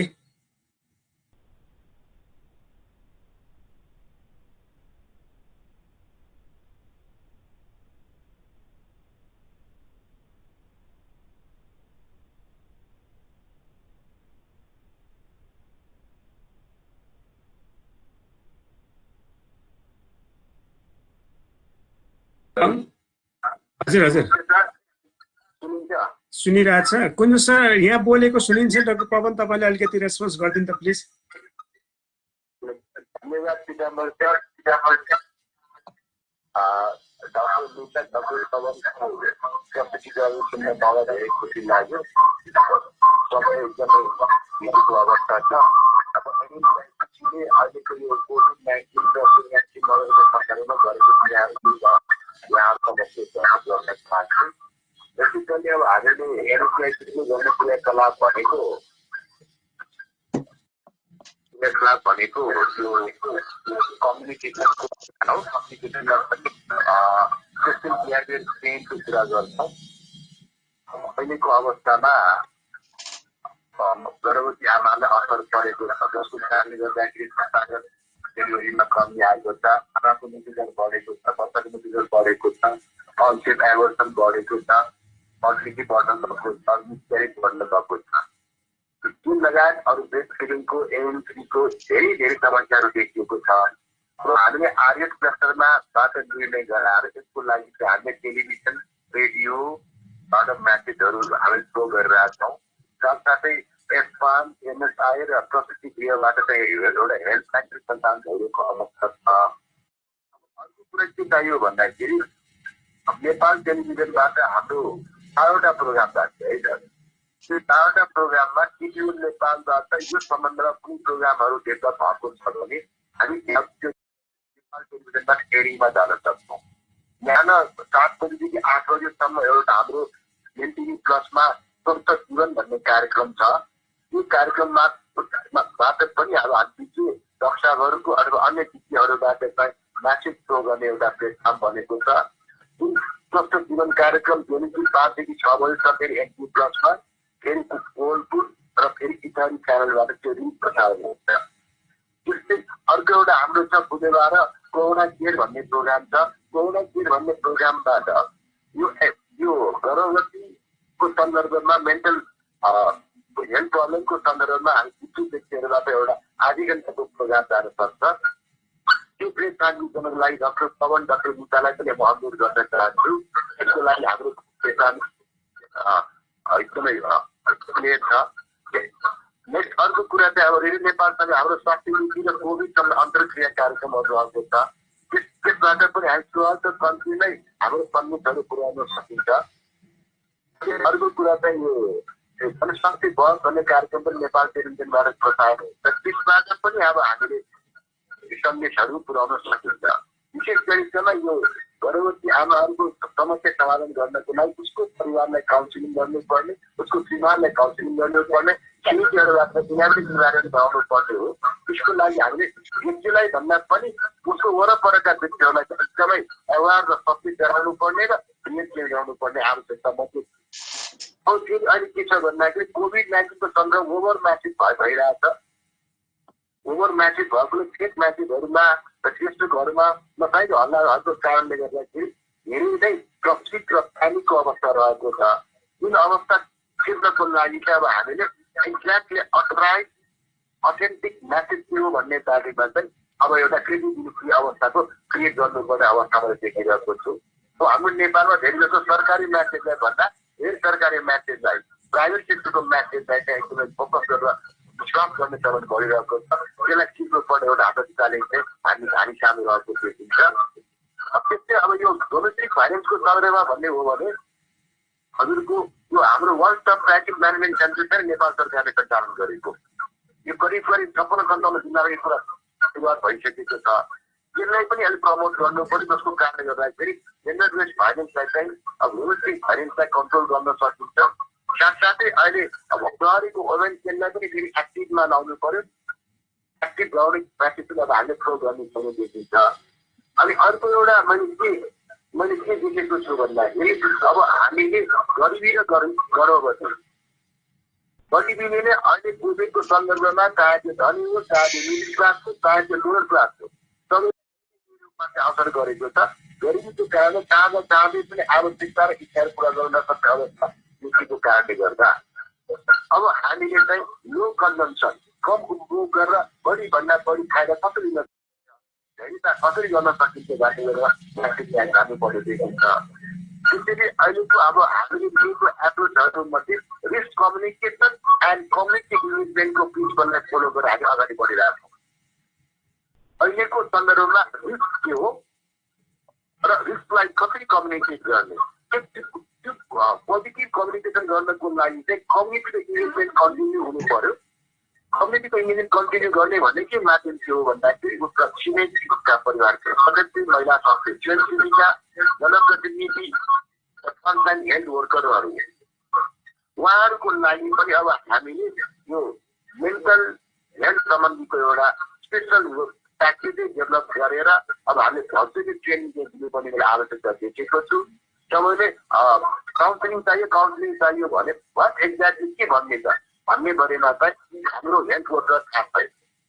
उनीहरू काउन्सिलिङ गर्नु पर्यो के भन्नु विषयवस्तु त चाहियो, तर हामीलाई औषधि थाहा छ, औषधि दिने तरिका थाहा भइरहेको अवस्था छ। अन्तिममा मेरो एउटा अनुरोध के हो भन्दाखेरि टिपिओ नेपालबाट बनाइएका सन्देशहरू के कति छन्, ती सन्देशहरू हामीलाई पनि प्रोभाइड गरिदिनु भयो भने हाम्रो वेबसाइटबाट र हाम्रो साथीको वेबसाइटबाट, युट्युबबाट, फेसबुकबाट हामीले एकदम मासिक रूपमा प्रचार गर्न पर्छ। अहिलेसम्म हामीसँग करिब 34वटा संस्था चाहिँ हाम्रो रिस्क कम्युनिकेसन र कम्युनिकेसनमा आबद्ध भएका छन् भने टिपिओ पनि आउनु भएको छ। यसको लागि म धेरै नै गर्न चाहन्छु। हजुरले हामीलाई नेटको सन्देश या कुनै print message, audio message, video message के छ त्यो हामीले दिनुभयो भने हाम्रो प्लेटफर्मबाट पनि एकदम म्यासेज डिस्ट्रिब्युसन गर्ने प्रयास गर्छु। र आजको वेबिनारमा मलाई पनि एउटा बोल्ने मौका दिनुभएको र सल्लाह दिने मौका दिनुभएकोमा नेपाली धन्यवाद दिन चाहन्छु। त्यस्तै डाक्टर पवनको प्रस्तुतिकरण, डाक्टर गुडियाको प्रस्तुतिलाई म धेरै धन्यवाद दिन चाहन्छु। उहाँहरूबाट मैले धेरै मौका पाएको छु। अब हामीले म्यासेज डेलिभरी गर्ने बेलामा उहाँहरूको प्रेजेन्टेसनको आधारमा रहेर अब म्यासेजहरू बनाएर अगाडि बढ्नेछु भन्ने उहाँलाई दिलाउन चाहन्छु। र उहाँहरूलाई पनि अब म चाहिँ रिल कम्युनिटी आगो हुनलाई म अनुरोध गर्न चाहन्छु। यति भन्दै मेरो सानो भए निक्लिन्छु। धन्यवाद। हस् हस् सरलाई धेरै धेरै धन्यवाद। मैले अब यो एकदम कार्यक्रमको अन्त्यमा छौँ हामी। सबैजनालाई धेरै धेरै धन्यवाद दिन चाहन्छु। र मैले अघि भने सरले भनिरहँदाखेरि चाहिँ मैले केही इन्फर्मेसन चाहिँ दिनुपर्छ भन्दा अब केही भोलि पर्सिदेखि नै यो 5 नम्बर प्रदेश र कर्णाली प्रदेशका विभिन्न जिल्लाहरूबाट यो अघि भने जस्तै यो गर्भवती महिलाहरूलाई हुने स्तनपान गरिरहनु भएको आमाहरूको लागि चाहिँ कस्ता खालका मनोसामाजिक र मानसिक स्वास्थ्य समस्याहरू हुन सक्दछन् र त्यसबाट के गर्न सकिन्छ भन्ने विषयमा, त्यसै गरी जो सुरक्षाकर्मीको रूपमा अथवा फ्रन्ट लाइनमा बसेर काम गरिरहनु हेल्थ वर्करहरूको लागि कस्ता खालका मनोसामाजिक र मानसिक स्वास्थ्य समस्या भइरहेका छन्, त्यसबाट हामीले के गर्न सकिन्छ भन्ने विषयमा, जो चाहिने जीबीबी अथवा जेन्डर बेस्ड भाइलेन्स र विभिन्न किसिमका घरेलु हिंसाबाट भोगिरहनु भएको छ र उनीहरूलाई हुन सक्ने समस्या र कसरी समाधान गर्न सकिन्छ भन्ने विषयमा, र जो चाहिने आइसोलेसन सेन्टरहरूमा बसेर घर फर्किरहनु भएको छ अथवा हुनु भएको छ उहाँहरूलाई चाहिँ टार्गेट गरेर हामीले पिएसए बनाएका छौँ। र यो चाहिँ सरहरूसँग मिलेर नै बनाएको हुनाले त्यो अब भोलि पर्सि बढ्दैछ र त्यो चाहिँ स्वास्थ्य मन्त्रालय, टिपिओ नेपाल र यो अघि हामीले भनिरहँदाखेरि चाहिँ USAID को यो जुन स्वास्थ्यको लागि सक्षम प्रणाली परियोजनाको सहकार्यमा यो सूचनाहरू प्रसारण भइरहेको हुनाले त्यहाँबाट पनि हामी सुन्न सक्नेछौँ। र यो चाहिँ म सरहरूलाई यो उपलब्ध गराउने बाचा पनि गर्छु। सरहरूसँग एप्रुभल लिएर नै हामीले त्यसलाई बनाएको हौँ। सरले नै त्यो एप्रुभलको प्रोसेस अगाडि बढाउनु भएको र एप्रुभल दिनुभएको हो। यो म अब रेकर्ड भएर आइसकेको छ। म त्यो चाहिँ भरे भोलि नै सरहरूकोमा इमेलमा म सेयर गर्छु भन्ने अनुरोध गर्छु। हुन्छ, सबैजनालाई यतिन्जेलसम्म रहनु भएको हुनाले म टिपिओ नेपालको तर्फबाट धेरै धेरै धन्यवाद दिन चाहन्छु। र सब यो कार्यक्रम चाहिँ औपचारिक रूपमा गरिदिनु हुनको लागि म निता म्यामलाई अनुरोध गर्न चाहन्छु, किनभने निता म्याम टिचिङ हस्पिटलमा मात्रै आबद्ध हुनुहुन्न कि टिपिओ नेपाल चाहिँ हाम्रो यो संस्थाको एज अ लिडर नेतृत्वकर्ता पनि हो र हाम्रो संस्थाको अध्यक्ष पनि भएको नाताले मैले यो फोरम चाहिँ अन्तिम म्यामलाई दिएँ। धन्यवाद पिताम्बर सर।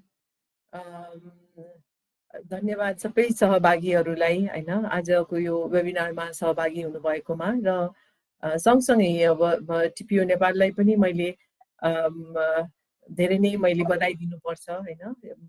यो 6वटा वेबिनार एकदमै राम्रोसँग तपाईहरुले कन्डक्ट गर्नु भएको छ र हैन यस्तो क्राइसिसको बेलामा पेन्डेमिकको सिचुएसनमा हैन हामीले कसरी धेरै भन्दा धेरै हामीले स्वास्थ्य कर्मीहरूलाई भयो र हामीले त्यस स्वास्थ्य कर्मीको माध्यमबाट हामीले सर्भिस चाहिँ नि हामीले कम्युनिटीमा हैन घर घरमा व्यक्ति व्यक्तिमा हामीले पुर्याउन सक्छौँ। हाम्रो मेन फोकस त्यो थियो। त्यसमा पनि हाम्रो मनोसामाजिक हाम्रो सेवा हो र त्यसमा चाहिँ नि टिपिओ नेपालले यो 6वटा वेबिनार USAID को सहायताबाट मैले USAID लाई पनि धन्यवाद दिन चाहे र आज संलग्न हुनुभएको कुञ्जन सर हैन र स्वास्थ्य मन्त्रालयबाट पनि EDCD को इनिसिएसनमा धेरै कार्यक्रमहरू र एउटा हामी स्वास्थ्य कर्मीहरूलाई पनि धेरै नै हौसला मिलेको छ अगाडि बढ्नको लागि। र हामी अहिलेको अवस्था जुन हामीले एउटा फेस टु फेस हामीले गर्न सक्ने मनोसामाजिक परामर्शहरू